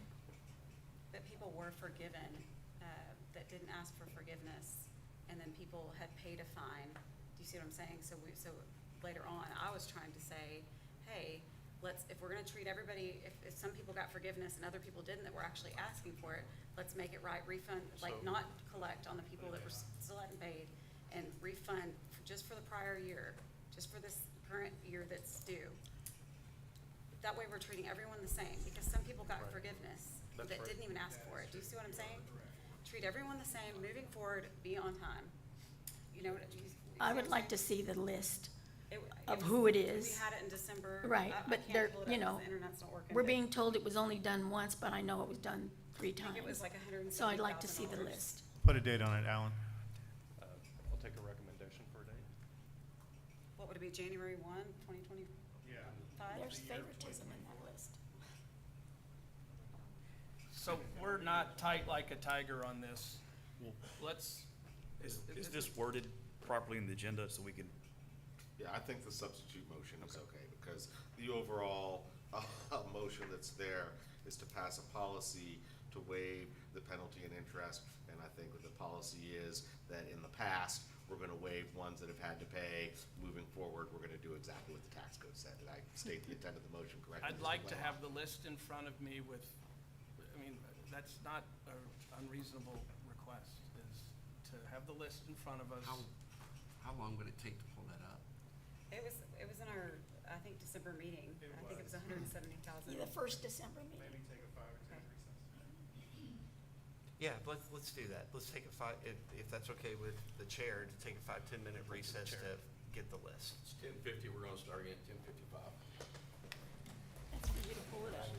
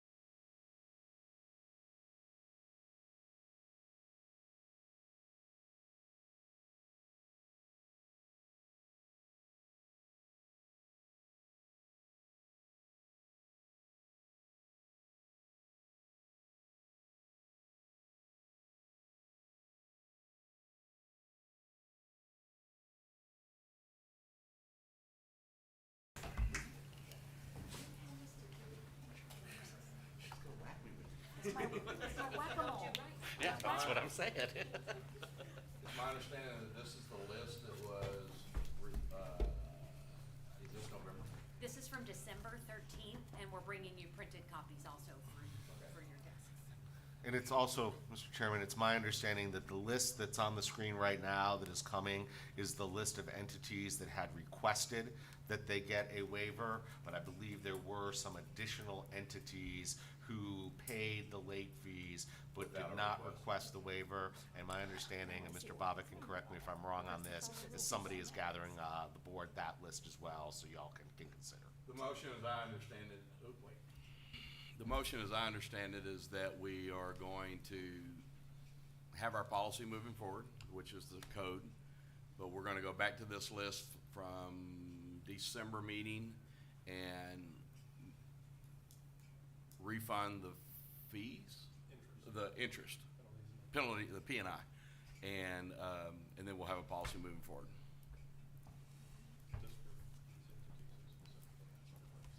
Well, but I think that the whole point is to treat everyone fairly and go back for those people that requested it and didn't ask for the forgiveness, and they got it anyway. I think that it's fair to, I think it was $170,000 for all the people that had paid the penalties and interest, and that's not on this. So I'd like to include this list, but also those with 2025, I guess. Is that correct?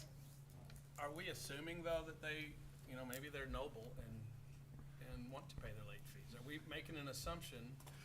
I would probably kind of cautious us on what's considered noble, not call HEB ISD unnoble.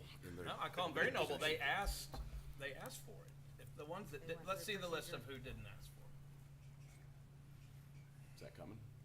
I believe that's coming. Yeah, somebody's working, that was my understanding, so. Are we giving bonuses to those who did pay them on time? What? Yes, ma'am. I have a question. Have all of these entities paid the P&I to this point in time? Everyone has paid? I don't believe Tarrant County has. Okay, so they've held out and not paid, but every other entity on there has paid their P&I? I believe so. That's the only one I'm aware of. Okay, thank you. My concern is that we forgive this list and then we put a bunch of work on ourselves for future meetings, that all those people back from 2025 are gonna come and say, hey, you did for them, you should do it for me, and that would be the fair thing to do. So I would like to take care of all of it, but that's just me. Callie, I think a time frame of June of last year to current would cover your list. Okay. Is that what Julie just handed us? Yes, ma'am. Okay. So that's if they requested or not. Let's see, they obviously did, and they were denied, yeah. Yes, ma'am. But Okay. some of them, no. Okay, so, So it looks like there were 4 entities that did not request a waiver. Am I reading that right? That's correct. Okay. so refund the ones that requested and were denied. So then we're fair across the board. Am I understanding that correct? The motion the motion is only to refund those who requested a refund. I would second that motion. It's already been Got a seconded. second? But, is there any further discussion, amendments, thoughts? So I do have a Yes, ma'am. because of the answer to my question. So we can't refund someone that didn't pay anything to begin with. So Right. are we, Excusing, we're excusing their non-payment since October, Not their payment, their interest and their penalties, right? penalty and interest? Because they're the only ones that decided they were gonna not pay. Did they pay? Did they pay the bill?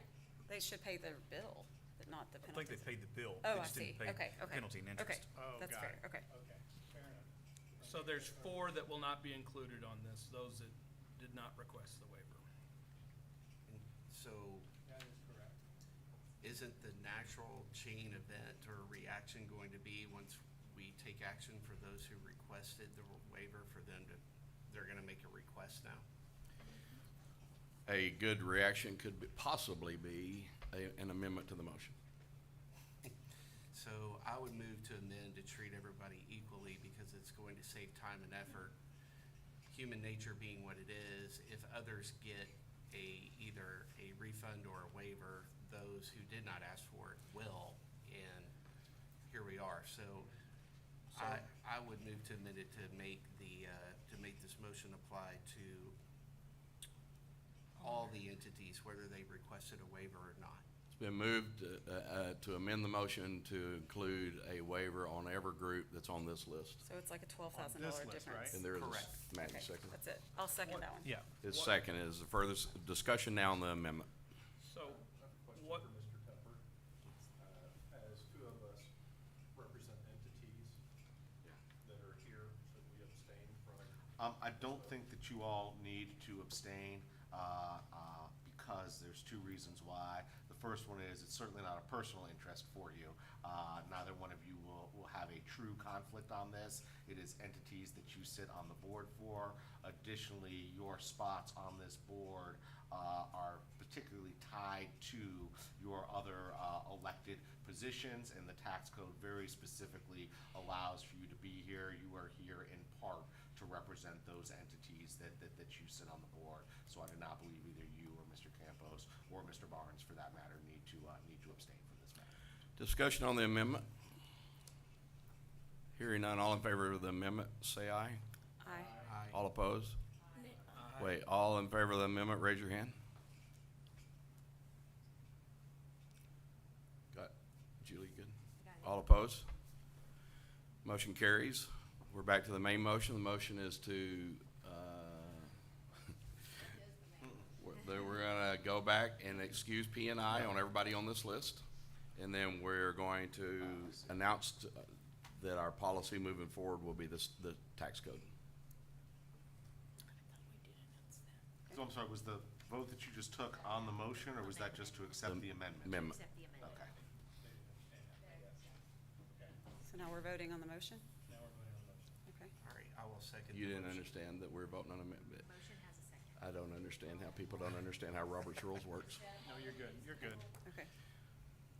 The motion before us now is the main motion to approve that we're gonna excuse P and I on this list only, and that we are going to establish the policy moving forward as being the Texas tax code.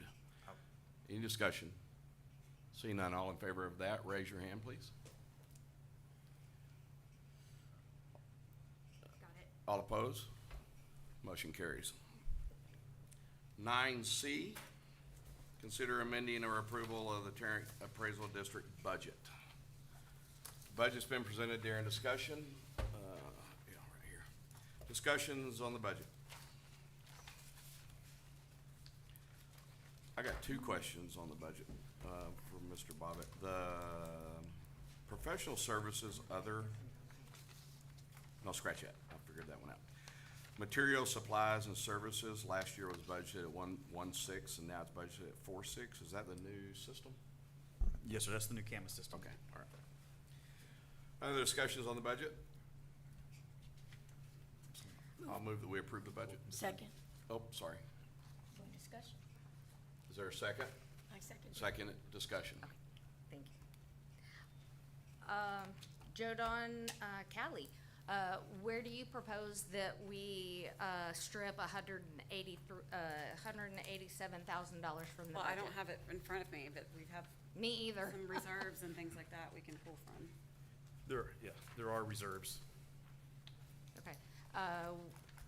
which will, There's Specific. wiggle room, I mean, and everything, but Because I know that you stripped $100,000 out because you didn't like that, and I don't have it in front of me either, so I I don't just wanted to remember make which it one right. you called it. I don't know what's going on here, but So I just want to make it right. Let me ask a question. Are you talking about what we just did, the decision we just Because made? that's- Why does it have to affect this budget at all? That was done in the current fiscal year, and that was money that was never in the budget in the first place. It's income that we have and that we're gonna have to pay out. Yeah, in the current fiscal year, not in this year. Will it be? Well, not for 26. Yeah, it'd be coming out of the 25 It budget. will, okay, thank you. So you pay your bills timely? Yes, ma'am. Okay.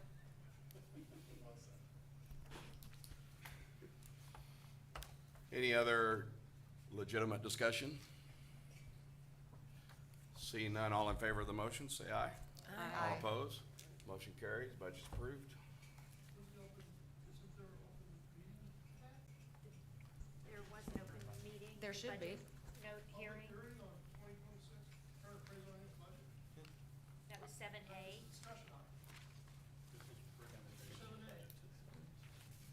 Yeah. So you had 7A, did you sign up to speak in 7A? Yes, he recognized 7A, no one, no. There isn't. He's right. Yeah, Yeah, public hearing recognized for item 7A. budget was 7A. Earlier. It's not even written on the agenda that way.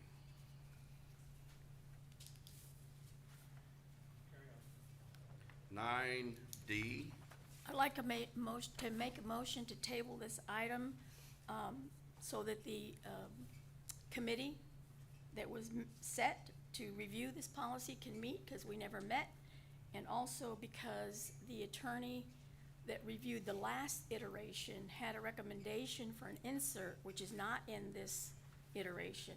So this iteration was never reviewed by the attorneys. So I make a motion to table it so all those things can be done.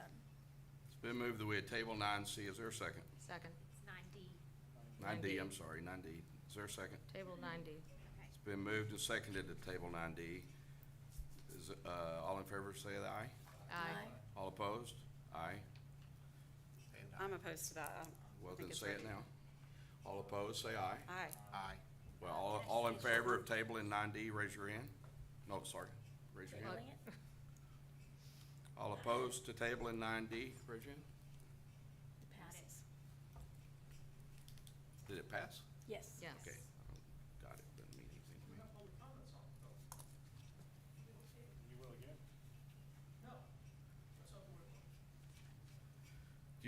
Are you wanting to make public comments on these items?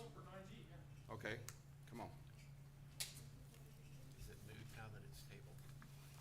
You can still make public comment on I do it. apologize for interrupting the meeting. I did not hear the. Oh, I'm sorry, I didn't even see you mark for 9D. We gotta get these forms where I understand them, so my bad. Handwriting's messy too, Chairman, so My I'm bad.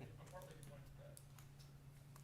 Maybe we can space those lines for people like me who write, should be a doctor because you can't read my writing. Thank you for allowing me to speak on this particular item. I noticed in the director's manual, there was a line stricken that not one board member outside of the boardroom can speak for the board, and it's been stricken. So I guess that's ubiquitous. Not one board member here can speak for the board in the boardroom or outside of the boardroom. I guess that was the intent of the stricken language? Okay. Well, He doesn't know, he hasn't reviewed it. okay, well, I read it. That brings me to the day.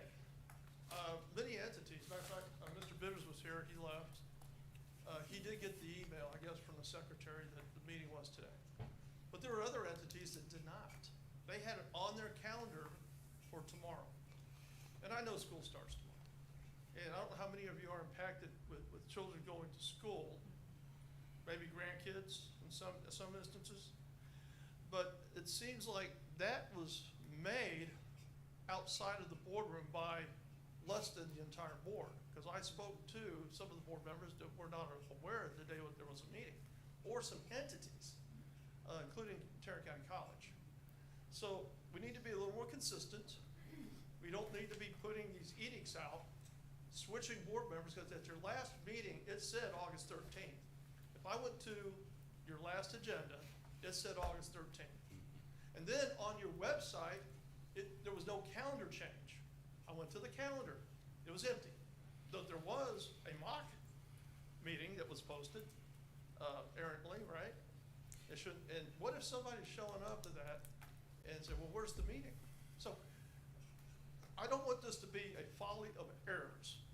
I don't want to revert back to the way it was under, well, I'm not going to point people out, but there's somewhere in this room. How much? 1 minute? So let's behave judiciously going forward. Let's make sure that we communicate with the public and with the taxing entities. My very first record of all of the people that be notified for the budget would have 33% errors. So Chandler and I went through the entire thing, cleaned it up for Mr. Law and this staff, and sent him that record since in 2017.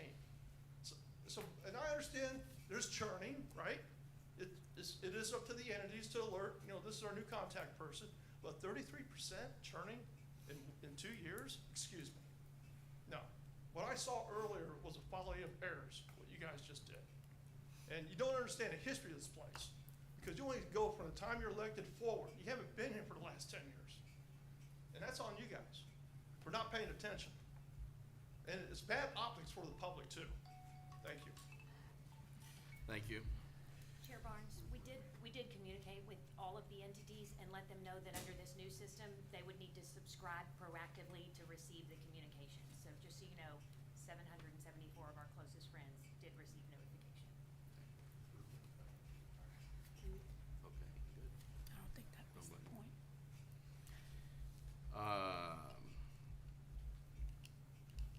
Where are we? 9E. 9E. Yes, sir.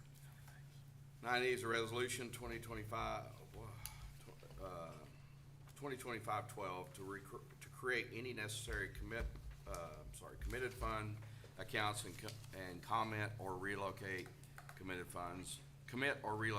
funds as board desires. Discussion, or can you elaborate on? Yes, sir. And so it's really two parts. One is excess funds from the prior year, and we also have the 25% board mandated general reserve. A previous attorney that works with Matthew had always emphasized to me that it was very critical that we have everything committed to a specific purpose and not a slush fund or general reserve. He didn't like the term general reserve. And so to be more in line with, previous guidance I'd received from attorneys, what I'd recommend is that we take the 9.6 million and actually commit it to different things. We'll still be within the board's policy at 25% for a contingency, a 90-day reserve if you want, but actually dedicate it towards the CAMA software, litigation, the other reserve funds that we have, and even more that y'all may want to create. But we could take that 25% and actually give it a specific purpose. It can't be spent unless the board authorizes it. So if anything ever comes up and we need to move the money to a different purpose, that is the board's prerogative. But that way it's not just out there as a whole lot of money sitting there and not really declared as far as what the purpose of it is. Otherwise, there's some other districts that have had to give back all the reserve funds to the entities. Because it wasn't allocated or it was unclear what it was for. So just to be more in line with current Governor Greg Abbott's opinion, 1040, he basically says it has to be committed towards something. So we can still keep the board's policy in place, but just, put a purpose to it. Discussion. And then on the slide, we have the current fund balances for the existing funds.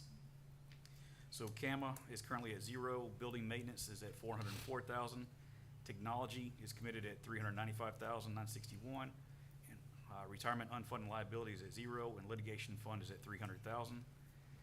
What we're recommending is to take the other money, that's the 25%, create an election committed fund at 1.7 million, to raise the CAMA software up to 1.8.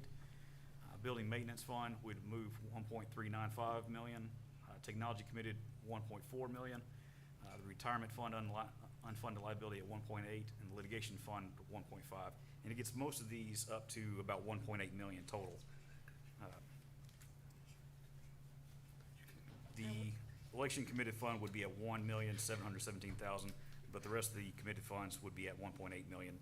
which would total $10,717,000 with everything committed. And you may have said this, Joe Don, but that doesn't mean it's locked in. No, ma'am. We still have the authority to move the funds around if needed. Yes, ma'am. If you scroll up a little bit more, it may have,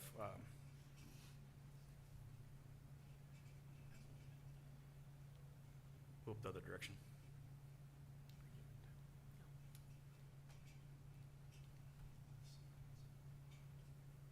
Go to the little, yeah, the blue screen, if you go to that one, the next slide. That's all I've got. Oh, there it is. Yeah, it was the slide. Let me try to get that. Yeah. Because this shows, So there's 1.1 million that we have currently committed. There's 9.6 million that's not really committed. I mean, the reserve is committed for a 25% contingency. But there's 1.5 million unassigned, and so all told, we have 10,717,000.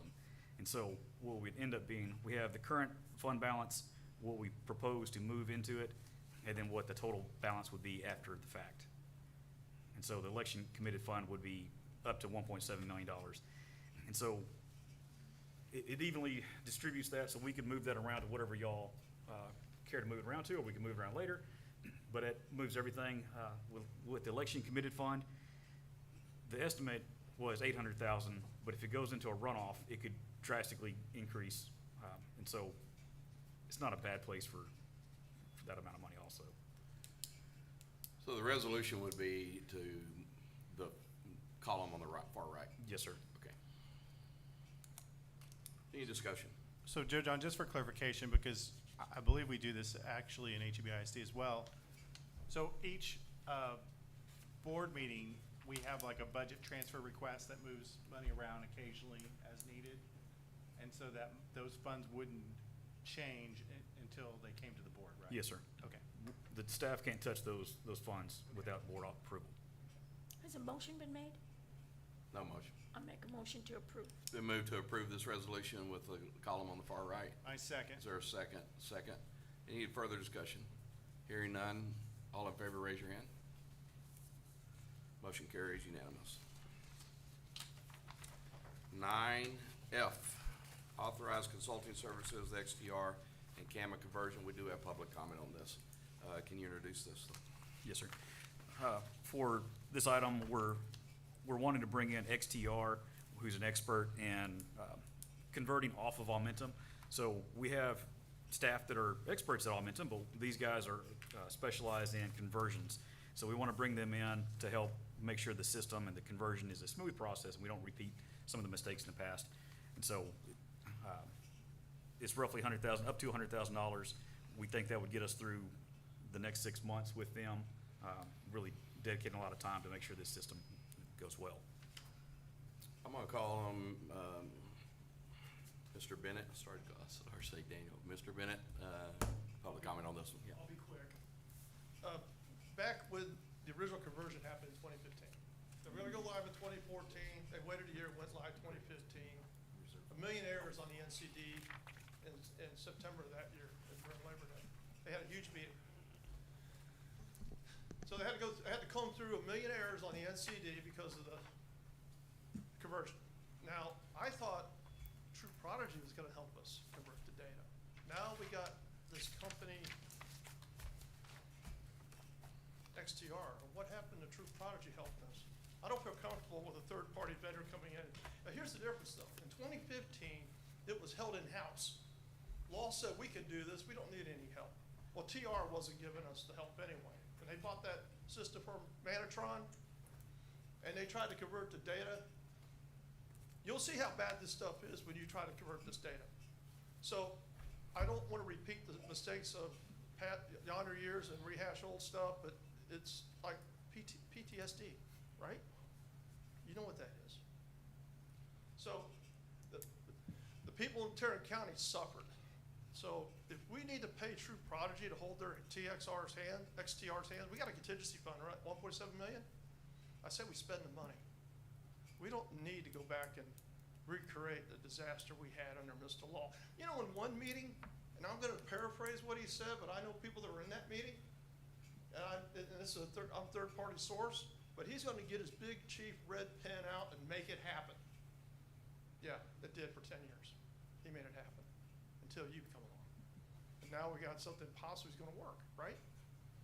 I wanna make sure this is a smooth migration of data. I know the SQLs in that system don't work. So anyway, thank you for your time. Thank you. The discussion on 9F from the body or a motion. I move to approve. Been moved to approve 9F. Is there a second? Multiple seconds. Give it to Fred. Okay. Further discussion? Seeing none, all in favor of 9F, say aye. Aye. All opposed? Motion carries unanimous. 10, we are not going into executive session. 11, we are back. 12, next meeting date. When's the next meeting date scheduled? September 10th, 9 a.m. For 9, sure. 9/10, and if that changes, entities will be notified as well as board members. At what time? 9 a.m. 9 a.m. I'd like to make a comment about that, please. We have a board members of 9, and it's anytime we have a quorum, we should have a meeting. We shouldn't be changing our meeting because one person can't make it. I've never personally requested that a change be made, but I schedule my whole life around this meeting. And in this case, my husband had eye surgery, and so I'm here, my husband had eye surgery. I still didn't request that the meeting be changed again, because there are 9 of us. As long as we have a quorum, doesn't matter whether the chair is here, whether the secretary is here, there is something in place so that we continue to have the meeting. And I think in fairness to the public and to the taxing entities, we need to stay on task. We say the meeting's gonna be here. Now, the exceptions would be weather, or an emergency, or the chief appraiser says we really don't need a meeting today. I have nothing to report. Those should be those exceptions. And so I'm just kind of formally saying we need to set the date and stick to the date. I know September 10th, to change it will be, I wanted that one changed as well because I had plans. Realistically, it can't be changed because we have to do something by the 10th. Am I correct? Well, the budget is the main thing that we have to do. So there's no fudge factor in this one. So I just want to make it a point that I believe we should not be changing our meeting dates for anyone just because they can't make it, including myself. All right, thank you. Anything else for the good of the order? See none, I entertain a motion to